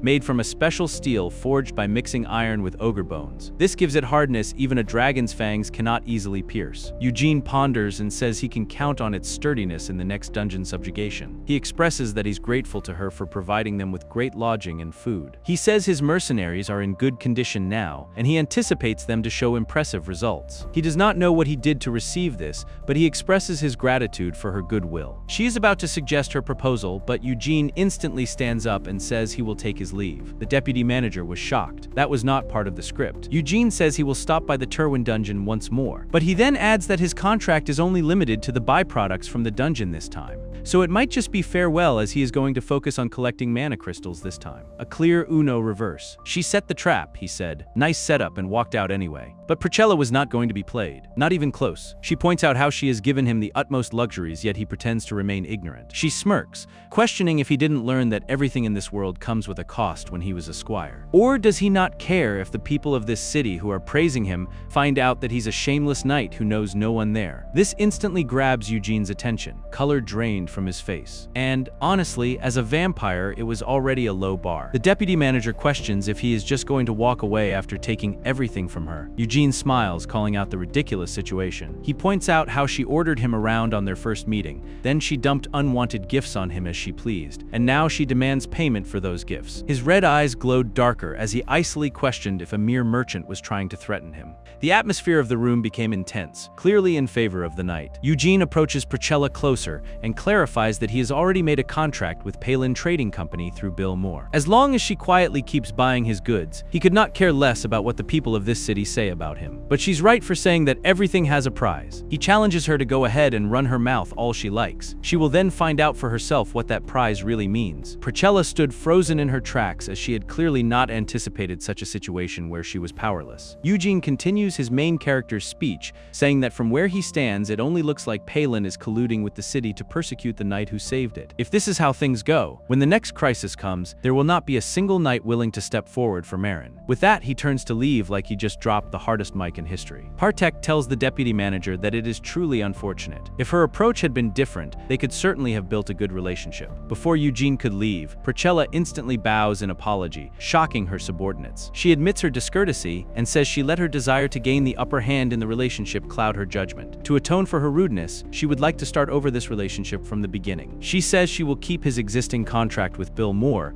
but would like to add some clauses to the agreement promising there will be nothing to worry about. Priscilla had become even more cautious. She has seen more than enough knights wag their tails the moment you dangle expensive patronage in front of them. Most so-called knights are just fools chasing wealth and fame anyway. But it seems she has been misguided to believe that Eugene is the same. In fact, he is too dangerous to toy with. Maybe that is why her merchant's instincts are screaming that she must not let him go. Eugene agrees to hear her out, but suggests she make a tempting offer. Priscilla smiles and thanks him. Later, Miriam rejoices at Eugene's new fit check. He says that armor really is what makes a knight look the part together with a horse. Partek congratulates Eugene for securing quite a favorable contract. He stares at the clauses, saying the trading company's business skill is so large and far too reaching that it cannot be ignored. Palin has hundreds of branches all across the Roman Empire, with Marin as their main base. They primarily trade vigorously with noble houses that own local magic domains, like House Terwin. Right now, for such a company to offer unlimited mediation for dungeons or labyrinths connected to each branch is a really generous proposal. At this level, it may be far better than receiving an appointment from a noble house. He congratulates Eugene for making a brilliant move. Eugene shrugs it off, saying he only agreed because he was annoyed. Man really negotiated a top-tier deal out of pure spite. Just then, a voice approaches them, questioning if being wrapped in shiny armor automatically makes someone a knight. He judges Eugene's pretty face, questioning if he can even hold his sword properly. Imagine beefing with someone because they are prettier and stronger. It couldn't be Eugene for sure. Miriam stares at the rotten potato-faced guy in disgust. Kamara soon approaches and greets Eugene, saying he is right on time. He was now the new lord of Terwin territory. Eugene asks about the current situation,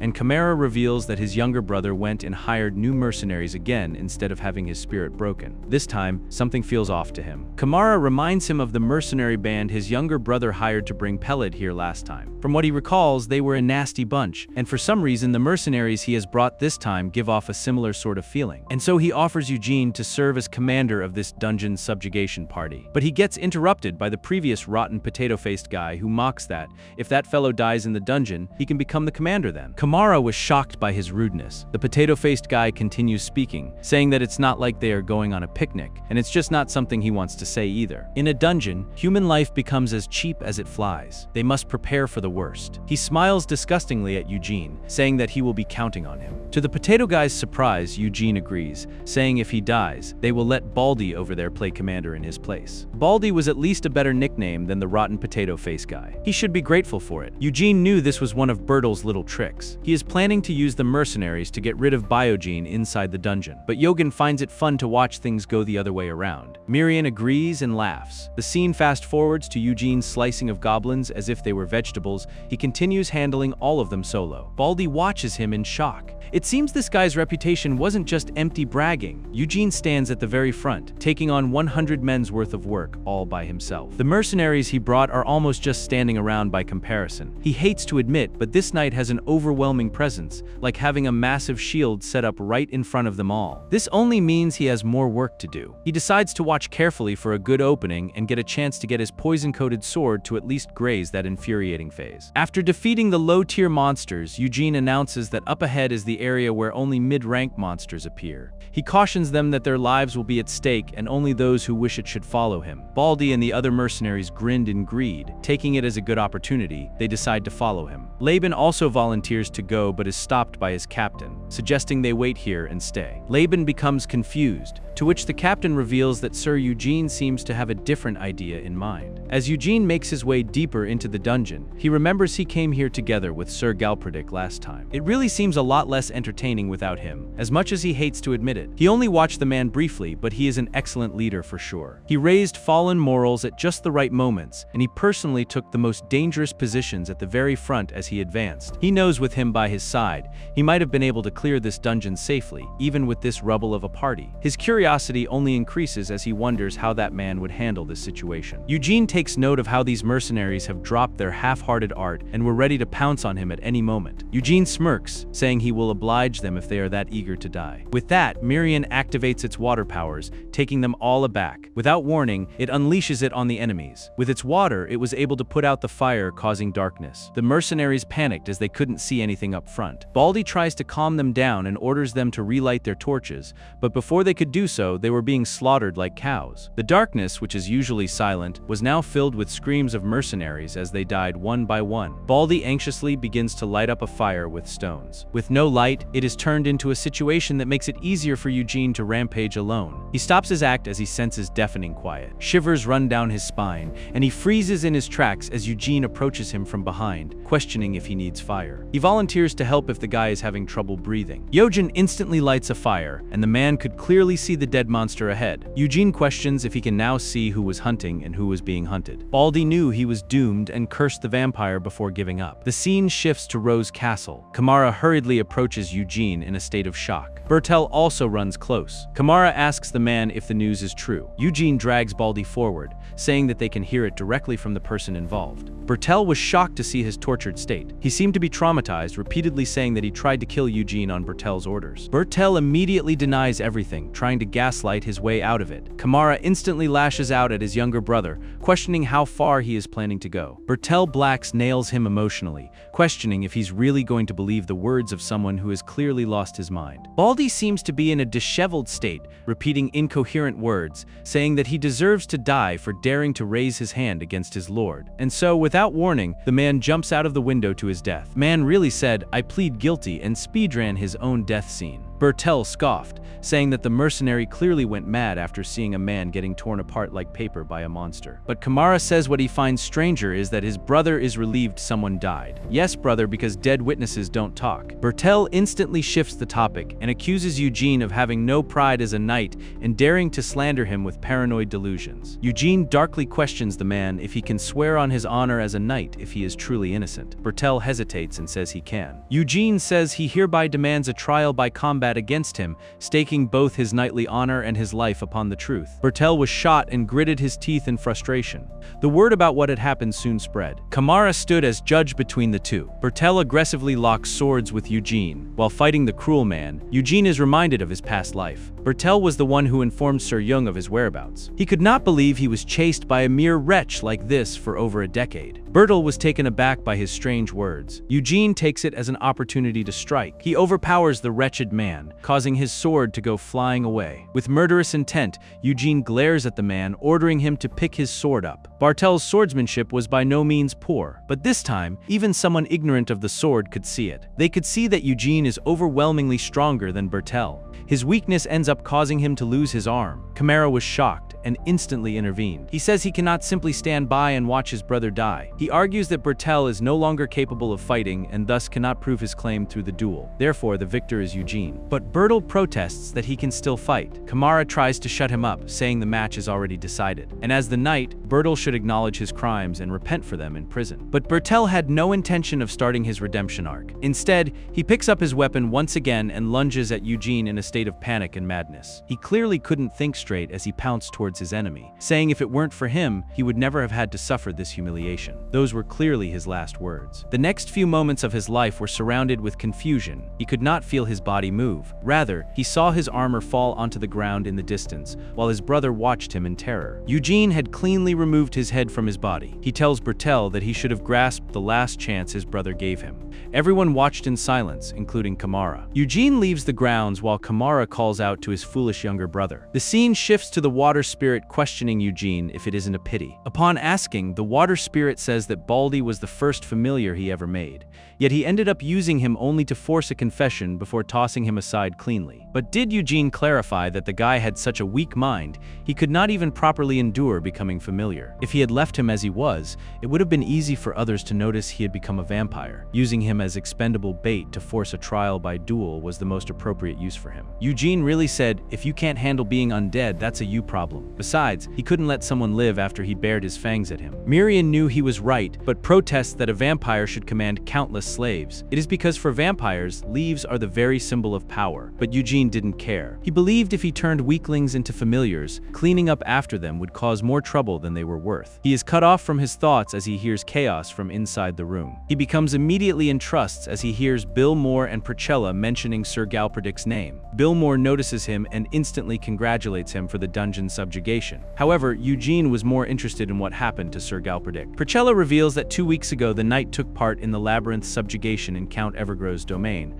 but they were told that Galpedic went alone inside the labyrinth and is now missing. They thoroughly searched the entire mid-rank monster area but didn't find a single personal belonging of his, so it is likely he has been unable to return from the high-rank monster area. Eugene remains astonished to hear this and immediately sets off to save his comrade. As soon as Eugene reaches the Evergrow mansion, he is greeted by the eldest son of the house, Jevon Evergrow. They settled down in his office as Jevon revealed that Sir Galpedic's ambitions get the better of him. They were planning to grant him an appointment if he had succeeded in this raid, but they didn't expect him to enter the upper levels on his own initiative. Unfortunately, the upper levels he entered are an area their house Evergrow has been unable to touch for over 100 years. That place is where the so-called master of the labyrinth resides. More than simply living there, it is a being that rules over the entire labyrinth. Evergrow's territorial knight, Sir Lugates, comments that the knight was blinded by the prospect of achievements and pressed forward too recklessly, causing trouble for many. Jevon reveals that he was the one who led the subjugation party together with Sir Galpedic at that time. The knight arrogantly says he has heard Eugene defeated Sir Galpedic in a duel. Amused, he reveals that they share this in common. He is the Evergrow tournament champion. In other words, he defeated Galpedic in the tournament. But Eugene did not care for it, questioning if it is important right now. Jevon says it is only in the sense that it shows that Sir Galpedic is also too valuable for a talent for them to lose. He then apologizes to Eugene, confusing him. Jevon points out that he and the Sir were bound by a very deep friendship. Eugene internally curses the guy, but says that it can be said. Jevon promises to give him full support, considering he is a friend who ran all the way here for his sake. He then reveals to Eugene that for the past 100 years, their house has tried several times to subjugate the upper levels,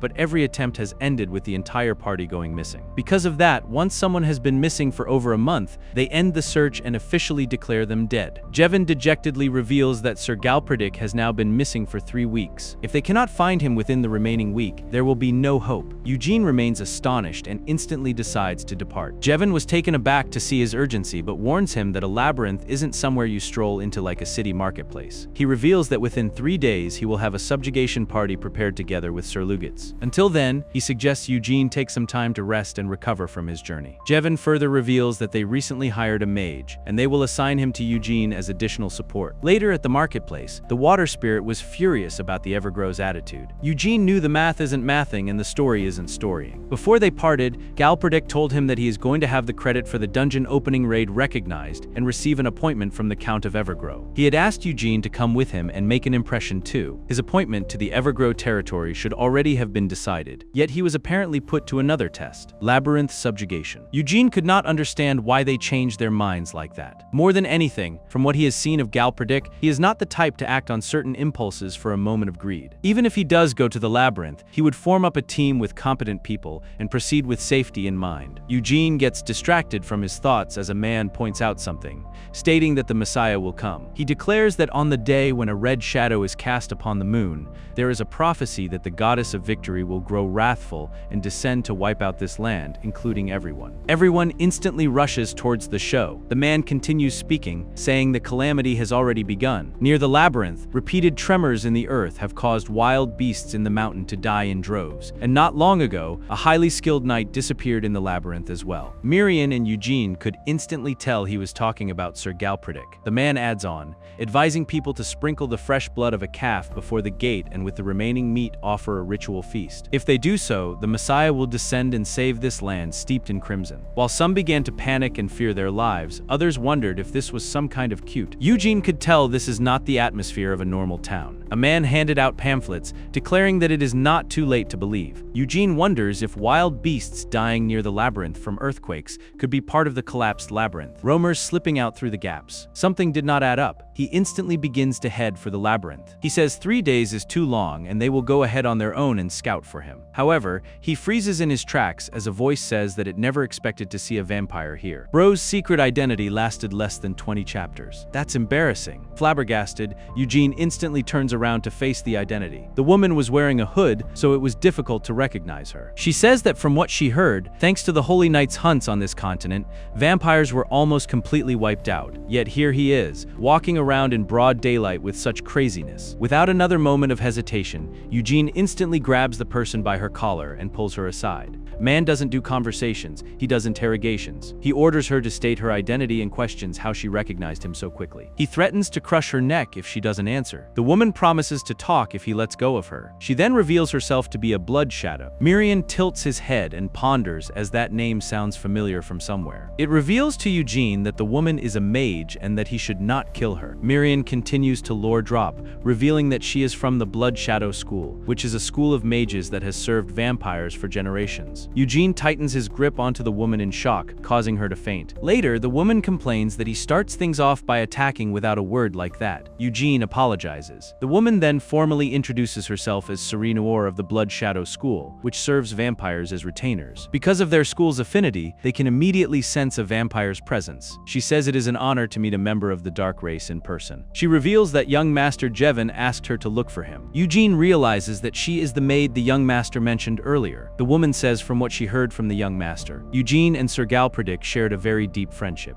Eugene becomes dumbfounded as he hears this. He makes a mental note to sew the man's mouth shut when he finds him. She reveals that, also, took part in the subjugation party at the time of his disappearance. Eugene and Miriam were astonished to hear this, and we question the details of what happened back then. Serenor's expression turns dark. She says at the time she needed monster byproducts, so she personally applied for the labyrinth subjugation that the Count of Evergrow had announced. The Evergrow labyrinth is notorious for its difficulty, but because it was discovered 100 years ago, every area except for the upper levels has already been perfectly cleared. So everyone was moving forward with a fair sense of ease, but that doesn't mean there were no casualties. While they were advancing deep inside, suddenly with a tremendous roar, the entire labyrinth began to shake. In the end, the ground she was standing on collapsed, but Sir Galpedic, who had been guarding the rear, saved her and fell into the depths below in her place. Thanks to him, she barely managed to escape and come to her senses. Everyone except for her was convinced that the earthquake happened because Sir Galpedic opened the door to the upper levels. She says she survived thanks to him, so she felt she at least had to tell Eugene, his close friend, what really happened. That is why she came looking for him, but she never imagined him to be a vampire. Though Eugene had expected this. Clearly, Jevon's story doesn't match hers.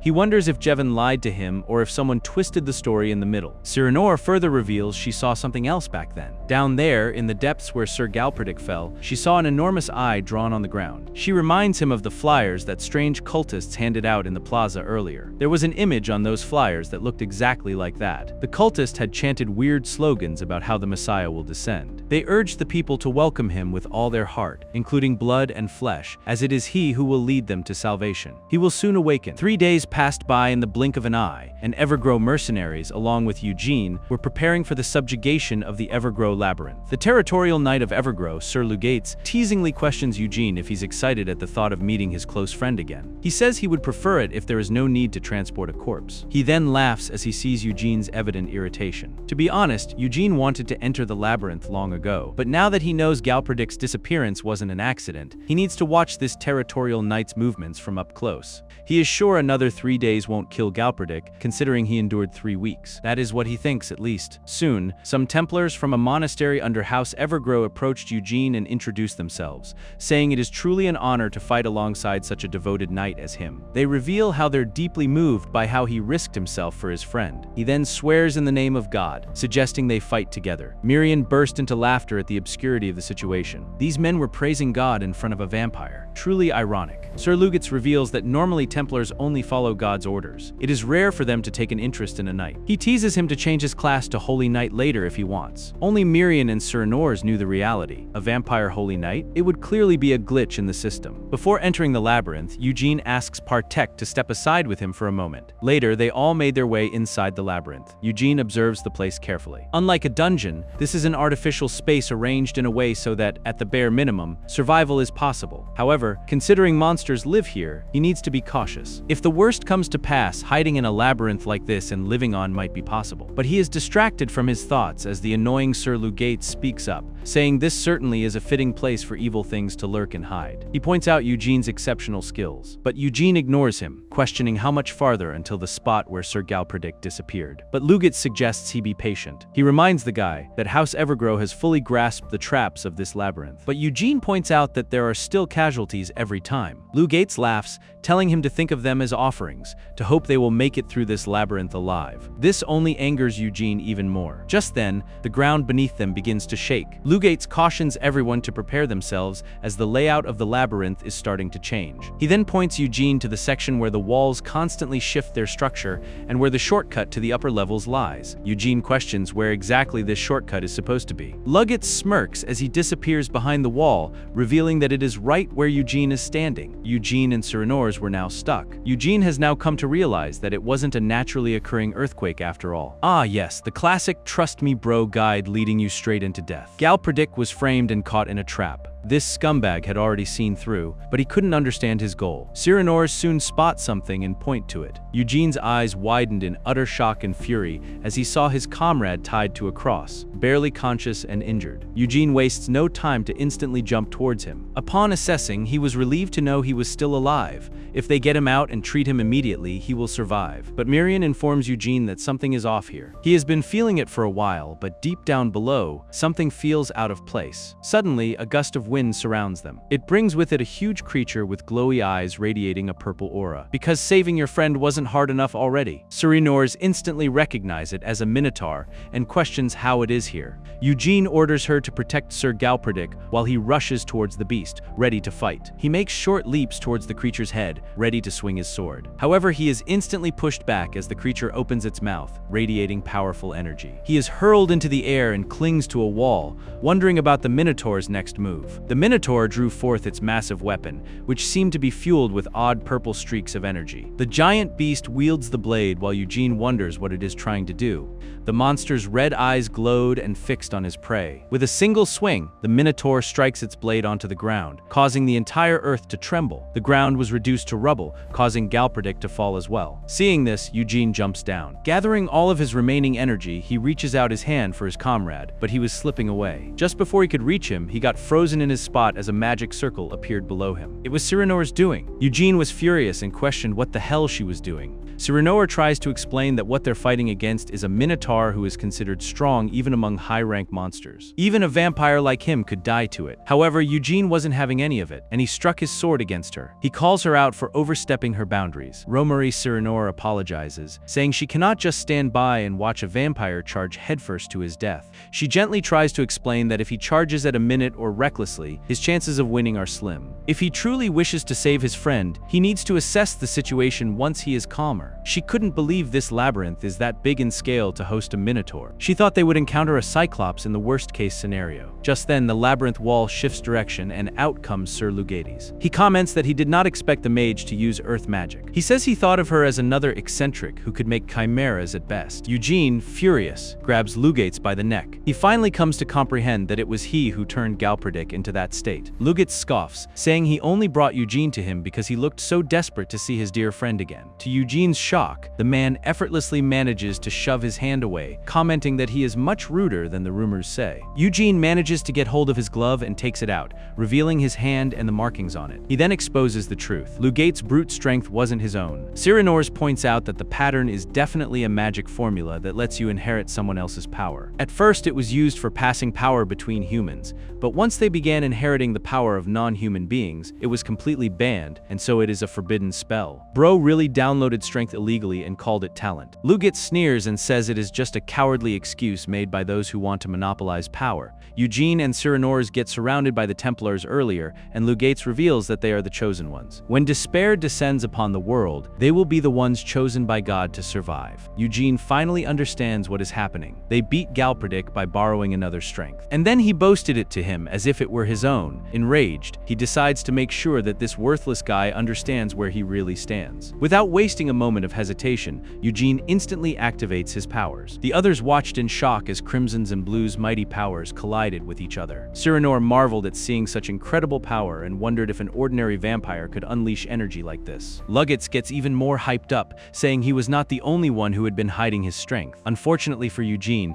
he has no intention of holding back. But just then, the labyrinth pattern changes. This place isn't a dungeon, it's a betrayal simulator. Lugate already knew the traps of the labyrinth, so he was safe while the other two began to fall to their deaths. Eugene instantly signals the woman to activate her magic circle, and so, before Lugate could disappear behind a wall like a coward, Eugene managed to swing his sword inside. The sword breaks in half, but not before cutting a part of Lugate's face. Lugate remained stunned. He had heard Eugene was strong, but what he just showed him went far beyond what he had imagined. If he had faced the man head-on, he couldn't have guaranteed his victory. It seems using Galpedic as bait instead of killing him outright really was the right choice. Finally, the final sacrifice will be offered. Cyrenors continue to form magic circles so they cannot fall to their death, but she was reaching her limit and apologized, saying she could not form them any longer. But now they had reached the ground. She watches Eugene instantly head away. She becomes frustrated, regretting stepping here. She should have pretended to be oblivious and ran. However, she quits her complaints as she sees Eugene bringing Galpedic in his arms. He asks if she can save him. Cyrenors reveals that healing magic isn't really her specialty, but she can do her best. Just then, Mirian reports that it checked around and there is no exit here at all. It seems like it is the farthest end of the labyrinth, a sealed boss room. It says there is so much water energy here, so it thought it could do something. But even as a water spirit, it cannot control any of what is in here,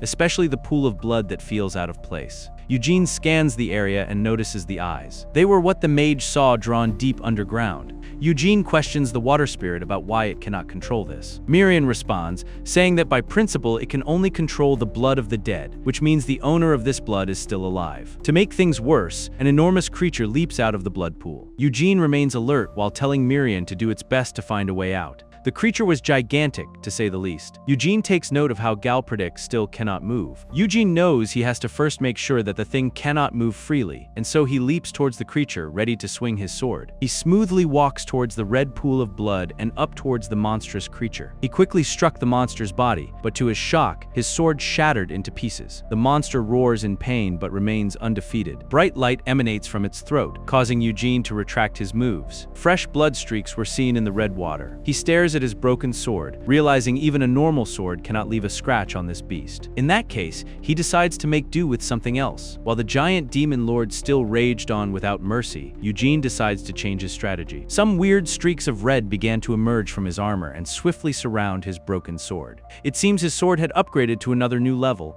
and he prepares to fight off the monster once again. Eugene instantly leaps into the air, ready to swing his new sword, but it was not that easy. The monster was way too powerful and remained undefeated. While Eugene was doing his best, coming at the monster from different directions to remain unpredictable, the monster wasn't having it. It kept attacking Eugene constantly. The monster was radiating fearsome purple energy. With it, it pushes Eugene away, causing him to hit the stone wall. Cyrenors, who was busy healing Galpedic, becomes shocked to see the scene unfold. She was terrified, and she addressed the unconscious knight, suggesting that he snap out of it, considering his dear friend is in danger. On the other hand, Eugene has now realized that the mage was telling the truth after all. High-rank monsters are on a completely different level of strength. Eugene becomes alert once again as it sees the monster making its next move. It had positioned itself towards Cyrenor and Galpedic. Eugene's eyes widen as he realizes what it is about to do. The monster's eyes glowed unpredictably, and he suddenly shot streaks of red towards them at a great speed. But Eugene quickly positions himself as a shield in front of the other two, taking the hits all to himself. Surinor helplessly watches the scene unfold. Eugene's steps staggered as he faced the beast alone. Powerlessness is a feeling he has grown endlessly familiar with for more than 10 years.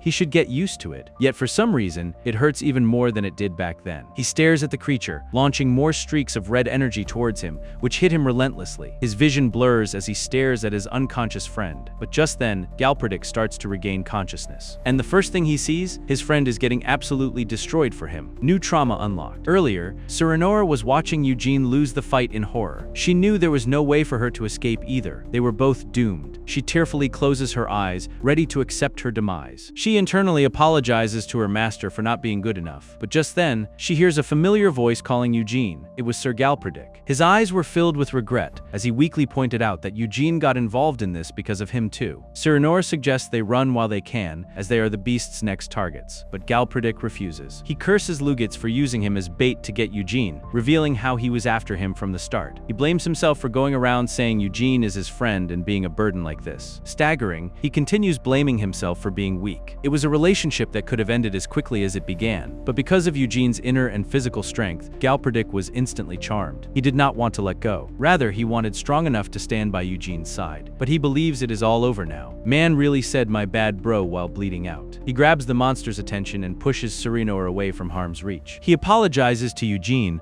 hoping to be reborn as a knight who serves him if he were to ever reincarnate. Just then, the monster shoots another series of fatal stakes at Galpedic, but that man stares at death in the face bravely while thinking about his dear friend Eugene. Eugene, who was initially drowsy from being injured, opens his eyes wide as he witnesses Galpedic's death. This was clearly the last straw. He grits his teeth in anger, not caring to hide his vampire identity any longer. Surinor watches in astonishment as red streaks of immense energy are released from Eugene, a sight never seen before. He crushes the beast attacks. His form is now elevated. His eyes changed color, and he grew paler. After a while, Eugene regains his energy thanks to his new form. He rises up and hisses at the creature that killed his friend. Surinor couldn't believe the sight. She couldn't put a name to it, but Sir Eugene's body was going through some kind of change. Even the blood puddles in the surroundings were reacting to him. It is no secret now that he is different from ordinary vampires. Surinor knew she was clearly witnessing something historical right now. Front row seats to a walking red flag evolution. Furious and driven by revenge, Eugene gathers plenty of dark mana in his claws and directs it towards his opponent. It instantly strikes the monster, causing it to roar in pain. The eyes that were displayed on the walls began to shine brightly. Surinor surprisingly watches the blood puddles getting shallower by the second. Eugene had clearly spliced the monster into pieces, but it was quickly reassembling itself. Surinor was appalled to see its quick healing power, but it likes being actively healed through magic. She watches the monster regenerate in shock. Just then, a realization hits her. The monster's critical injuries were healed right after one of the eyes opened, and the blood patterns got shallower. This might mean that the labyrinth is using blood as an ingredient to heal the monster. Eugene might have realized it as well, as he instantly shifts his aim towards one of the eyes. As soon as he punches the eye in the iris, a lot of blood leaks out. Eugene continues to hit more of the pupils one by one. Eugene has realized that the owner of this labyrinth is not the Minotaur, the hundreds of people who had gone missing. The labyrinth environment was built for the long-term survival of humans. Everything made sense now. They were basically eaten by the labyrinth. Yeah, no, this is not a dungeon, it's a cannibal Airbnb. And this entire labyrinth is a god that those guys were worshipping and sacrificing offerings to. The monster screeched in pain and struggled every second. Meanwhile, on the other side of the labyrinth, Templars prayed consistently to the Messiah. They urged him to come forth and bring unto them the reign of salvation and mercy to this land. Lugitz laughs wickedly as he watches this sight, hoping for dear God to become even more wrathful and run wild with rage. He hopes for God to listen to his prayers now that he has opened his eye. Surinor watches in shock, seeing all of the blood puddles have been absorbed instantly. From the goblet in the middle of the room, purple energy begins to emanate. It glows brighter, revealing an odd presence. It was of a monster with a red eye in the middle of its body. To her surprise, it begins to flee the battlefield. The creature hits the roof and goes flying away. Even the boss said, "Nah, I'm not built for this." Surinor was getting surprised every minute. She has never heard of a high-ranking monster escaping the dungeon and wonders what to do. Things might get dangerous considering there is a town nearby. Just then, Miriam happily returns to Eugene, revealing that it found an exit. However, it was surprised to see that there was already an exit here and its efforts had been wasted. To make things worse, the place was collapsing. It finally reaches Eugene, suggesting they get out of here, but it gasps in utter surprise, seeing the dead body of Galpedic. It had no comforting words to offer. Surinor watches the vampire grieving the death of a mere human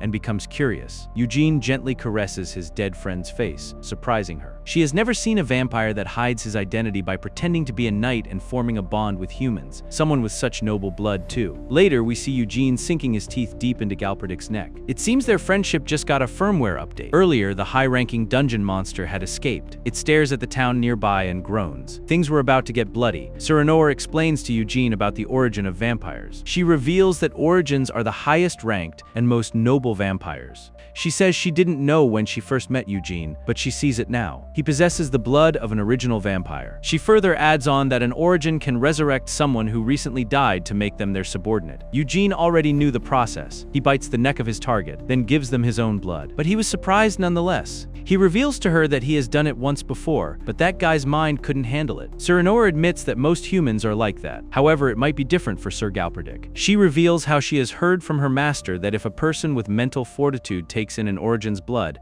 they keep their sanity as well as their abilities from when they were human. She believes it would be worth a try. The problem is that he is an honorable knight, so he might consider it an insult to be given a second life as a vampire. If that happens, he might end up attacking them. Eugene ponders deeply. He never told Galpedic what he was, and there is no way for him to know how he feels about vampires. However, as he recalls all their memories together, he guesses there is no other way than to just ask him, and so he sinks his teeth into Galpedic's skin. However, he becomes a little taken aback to see his blood going into the man too quickly, making him unable to take his teeth out. Too fast, the fangs can't be withdrawn. Eugene widened his eyes, alarmed. The inheritance ritual was commencing, and the subject was Lord's possession. Under the ritual of blood, the subject's soul will belong to the Lord. All of the subject's power shall also belong to the Lord. This is the inheritance. The familiar red streaks of energy begin to surround the area once again. Galpedic's eyes glowed red, and streams of energy began to radiate from him as he wailed in pain. It shone so bright that it formed a circle, shooting straight into the sky. This causes the whole mountain region to shine fiercely. On the other side of the mountain region, the town was lit on fire. There was chaos everywhere as the villagers tried to evacuate their homes and their loved ones, all to save themselves from the roamer that has been unleashed from the broken labyrinth. Lugitz watches the horrors in amusement. It is because the moment he receives his reward for the sacrifices he has offered to the labyrinth has come. The human's heir will never know that the labyrinth and he planned all of this. Once the villagers disappear and the level is at an all-time high because of the Minotaur's attacks,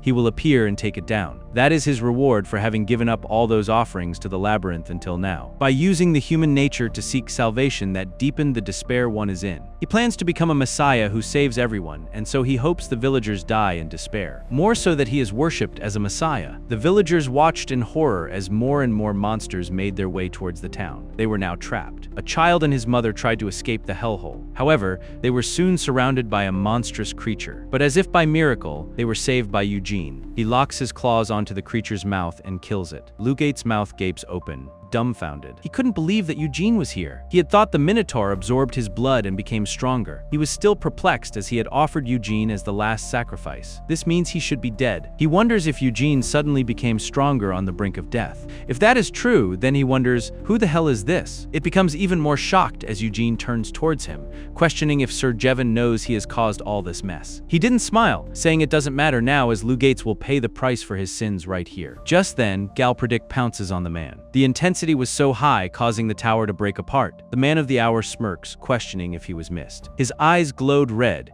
and his claws were sharp, saying it is time for him to get back at Lugates for humiliating him in the tournament. The high-ranking tension wants to continue to attack the civilians. Eugene instantly rushes towards the beast with his claws ready. The civilians talked, looking like someone was finally here and fighting a monster. Seeing the knight clad in dark armor and having red eyes, they instantly recognized him as Sir Eugene. They cheered for him, glad that they are safe now and their village will be protected. Just then a man says they're all wrong and that he is in fact their messiah. He He cheers that the heavens must have sent him to them for salvation. This means that the rumored prophecy was correct. They watch as Eugene effortlessly fights the beast. His power is now even more intensified. He had surrounded the beast amid his red streaks of energy, completely overpowering it. The townsfolk erupted in cheers as background music for their new hero. Or should I say Messiah. Seeing Lugates defeated, the Templars began to panic and run, saying there will be disaster. Lugates tries to convince the believers that he has inherited God's powers and will be the god of the new era. But his delusions are proven wrong as Galpedic comes to haunt him once again. He breaks his sword into multiple pieces, mocking and questioning what happened to his monstrous strength from earlier. Lugates was shocked, wondering if this comeback has always been this strong. Eugene arrives as well, and Galpedic asks his master for the orders. Eugene shoots death glares at Lugates and tells Galpedic to kill every single one of them. Lugates instantly makes a run for it, but to no avail. Galpedic grins and blocks his way. That was it for Lugates. After the nightmarish word of what that man has done spread all over the Evergrow estate, Eugene was titled a hero for saving the people,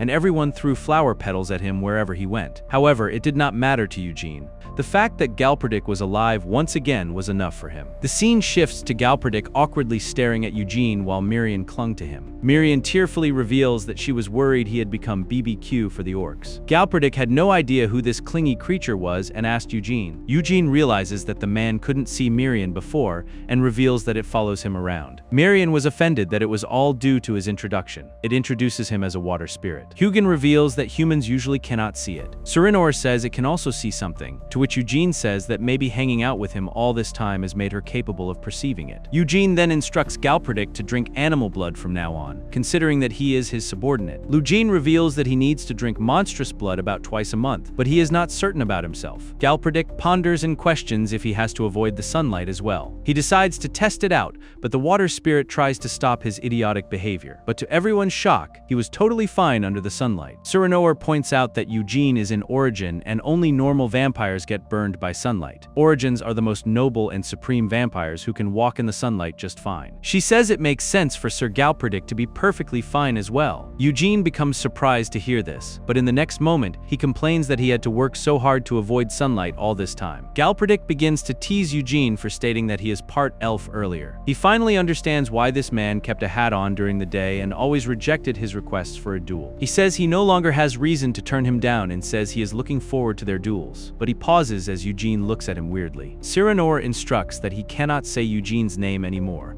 and is going to address him as master from now on. It is because he is his subordinate. Galpedic begins to protest that they're friends and he shouldn't do that. Man just respawned and is already arguing about job titles. Back in the dungeon, Eugene had explained to him that he is no longer human. He had cautioned Galpedic that there will be a lot of restraints and threats to his life from now on. He has given his friend the option to not come with him if he feels betrayed. But Galpedic had said he doesn't care if he is human or not. What matters is that he likes Eugene and that he saved him. He says he would be an idiot who would forget the favor his savior has done him. And so he agreed to be Eugene's subordinate. Seeing Galpedic's endless bickering makes Eugene smile. Galpedic then asks about Laban and Partek. His gaze drifted slightly, thoughtful, as he wondered whether they had managed to carry it out properly. The scene shifts to Eugene and Galpedic settling down in Jevon's office. Jevon Evergrow reveals how St. Abbey sent Eugene a letter of thanks. They said they were able to eliminate the heretics from within the Abbey thanks to him. Jevon reveals that the Templars have been using anti-mana stones that were deemed illegal to raid labyrinths and expand their cult. Eugene was the one to realize that and dispatch mercenaries to stop them. As far as Eugene knows, the Templars are supposed to carry out the will of God. He says he found it suspicious they were helping raid labyrinths. With all the ominous rumors about the end of the world, he was wondering what kind of oracle they might have had from God to help with the raids. Jevon stares at the man and reveals that House Evergrow sponsors St. Abbey. They were very trustworthy, but if they did not know about this heretical organization, their family's honor might have been sullied. And so he thanks Eugene in the place of House Evergrow. Eugene stands up saying he is glad to be of help. Before leaving, Jevon welcomes back Galpedic. As soon as the two men leave, Jevon's demeanor instantly shifts. The warmth disappears, replaced by something colder. Later, the mercenaries, Eugene and Galpedic, gather at a pub to celebrate Galpedic's return. Galpedic shows his gratitude to them for saving him. He refers to Eugene as master, saying he is the reason he was able to come back in one piece. A man's eyes light up to hear him address Eugene as master, and says that he should allow them to serve him as well. But Eugene refuses, making him disappointed. Galpedic sighs. He was finding the taste of the beer terrible, making him realize he has the taste buds of a vampire now. Lost his humanity and his ability to enjoy cheap beer. Truly tragic. Laban notices how his eyes are a different color than before,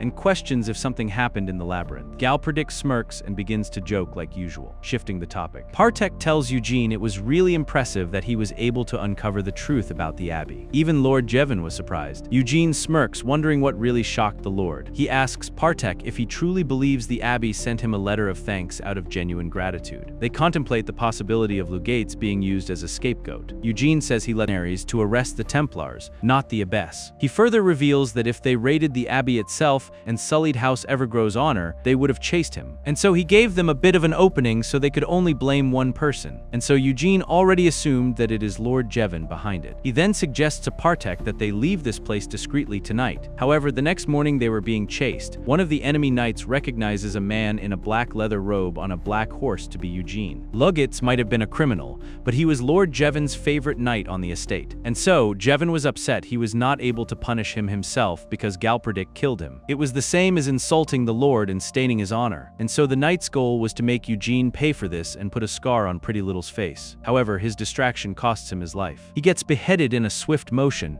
and Eugene signals his mercenaries to shoot arrows at the rest of the enemies. Soon, the tide of the battle was in Eugene's favor. The enemy was soon caught. Galpedic praises his master's tactics, saying his swordsmanship has gotten better. He comments that his saber is the best when on horseback and asks who he learned that from. Eugene softly stares at him and reveals it as him. He was technically not lying. At the time when Eugene gave him his blood, all of the techniques and experience Galpedic had built up came into his head. Imagine dying and coming back just to realize your skills got copied like homework. Eugene wonders about the voice he heard back then. Was it an illusion or a voice from the heavens? He gets cut off from his thoughts as the enemy calls him shameless for showing up when he has insulted Lord Jevon. He looks at him in disappointment, saying he was even going to ask him to be one of his knights. They accuse him of almost dying in the dungeon due to his lack of skills and blame it all on Sir Lugates. Eugene becomes furious, saying all this chirping is getting on his nerves. Galpedic, on the other hand, remains calm and greets his old comrades. Eugene takes out his sword, hoping they're all prepared to die, saying he will only let one of them live. But Galpedic suggests they take them as hostages instead. It is tradition that you respect the honor of the opponent that fought bravely, even if they're an enemy. Plus, if they take them hostage, they can demand a ransom. Eugene obviously had to agree with his subordinate when the matter came to money. He picks up a log, realizing he only has to keep them alive. He promises to make sure their limbs are intact,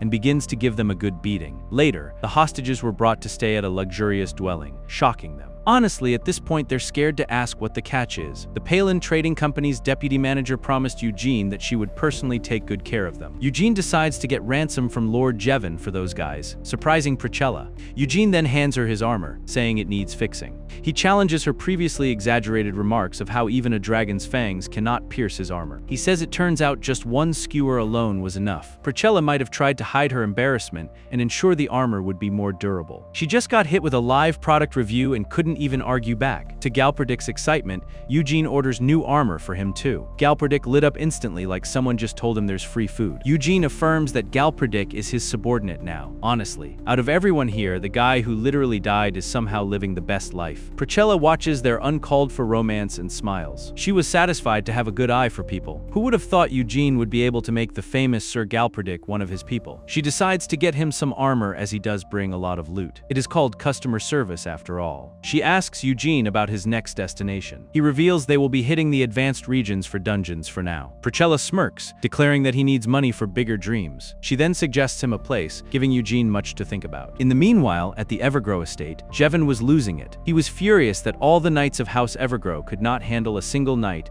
and were captured as hostages instead. His usual calm demeanor darkens terribly as he thinks of Eugene. He knew the man was stronger than Lugates, but he did not know he was this strong. He could not understand if he should simply simply leave him like this. But that might not be possible considering he is the man who killed his own knights. He really thought he was dealing with a side character. Just then, his gaze turns upon a map lying on the floor. As he thinks about it, he remembers how Eugene came here under the Palin Trading Company's recommendation.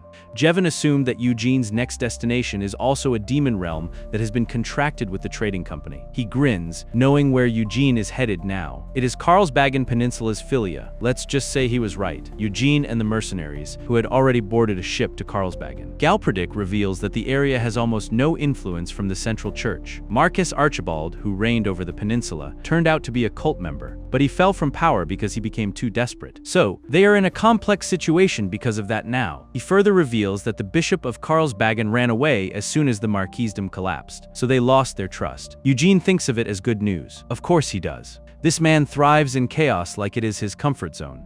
Just then, Mirian approaches them. In a panic state, he reveals that a mage is dying over there. It was talking about Cyranoir, who was clearly seasick. Way to exaggerate. Galpedic sighs and asks her why she came with them if she gets so seasick. It would be a lie to say that she would be all right. In a disheveled state, she says that she thought her magic would be of help to the noble origin. Galpedic addresses her as a creepy raccoon and asks her for real purpose. Cyranoir gives in and reveals she needs a lot of materials from monsters to create a chimera. It is their faction's ultimate goal to research and create their own chimera. But she says she is not lying about wanting to help Eugene, swearing on her faction and magic. Galpedic teases that she is basically telling Eugene not to throw her out. Cyranoir further reveals that it is the spirit who should reveal its purpose, as it is weird to see a spirit entering a contract with a vampire. Mirian's purpose was clear and adjacent to Eugene's: money, travel, and collect gold. Cyranoir finds it insane that a spirit likes money. They keep on rambling while Galpedic and Eugene look the other way. The mercenaries were busy in other activities. Laban was clearly losing to his captain. Galpedic asks Eugene about his, saying that he has never seriously told him. Hearing this, Eugene begins to ponder deeply. In truth, he had two goals: remembering and revenge. He needs to regain all his memories to figure out who he was and use the scarlet mana crystals to become stronger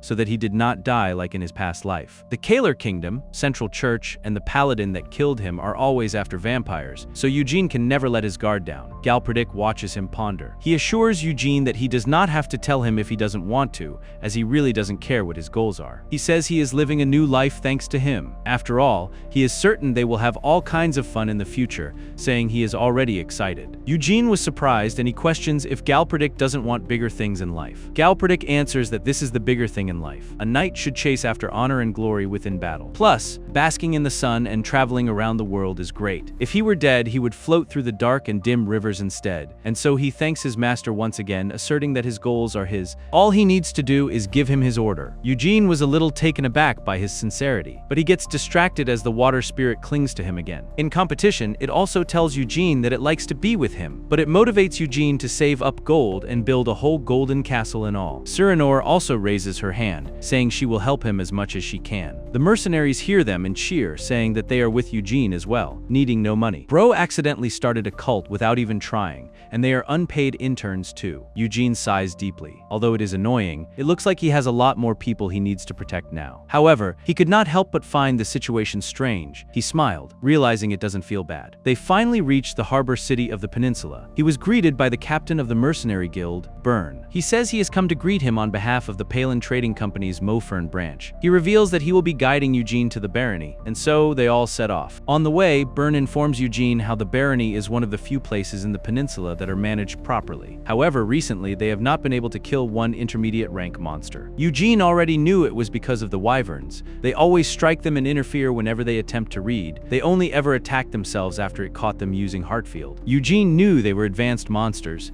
and this might be his chance to get some scarlet mana crystals. Byrne suggests Eugene pay his fees if he comes across bandits instead. Eugene becomes confused and asks, what do wyverns have to do with bandits? Byrne's expression instantly turns serious. He hesitates to tell the truth, as Eugene seemed like an obviously spoiled noble, and he was told not to get on his nerves. Yep, rich kid with plot armor. But you also cannot have him dying to a bandit when he hasn't even got into the location. He then notices Galpedic, who looks pretty strong, but he guesses her. Eugene is most likely one of those typical novels that uses someone talented like Galpedic to take all the credit. He reminds Eugene his goal is to clear the demon realm, not the bandits. The water spirit whispers in Eugene's ear that he does not like this man. Just then, Eugene senses danger ahead and asks Galpedic for his spear. This obviously confuses Burn. He watches Eugene narrow his eyes and aims for the path ahead. He then threw it forward. A hidden enemy dropped instantly. It was an intruder. The intruders were shocked to see that they had been caught so early in the game. Burn grits his teeth in fury, realizing they have been ambushed, but it was surprising considering he did not even sense a presence while Sir Eugene noticed instantly. Eugene orders Burn to protect the carriage. But before he could start attacking the enemy, Burn reminds him to pay the fees rather than getting injured here. However, Eugene ignores him, saying he worries too much. And so with Galpedic, Eugene fastens his horse's pace. Burn watched them go, tension tightening in his chest. He knew he was right to have a bad feeling from the start. It seems Eugene is just another irresponsible and overconfident noble.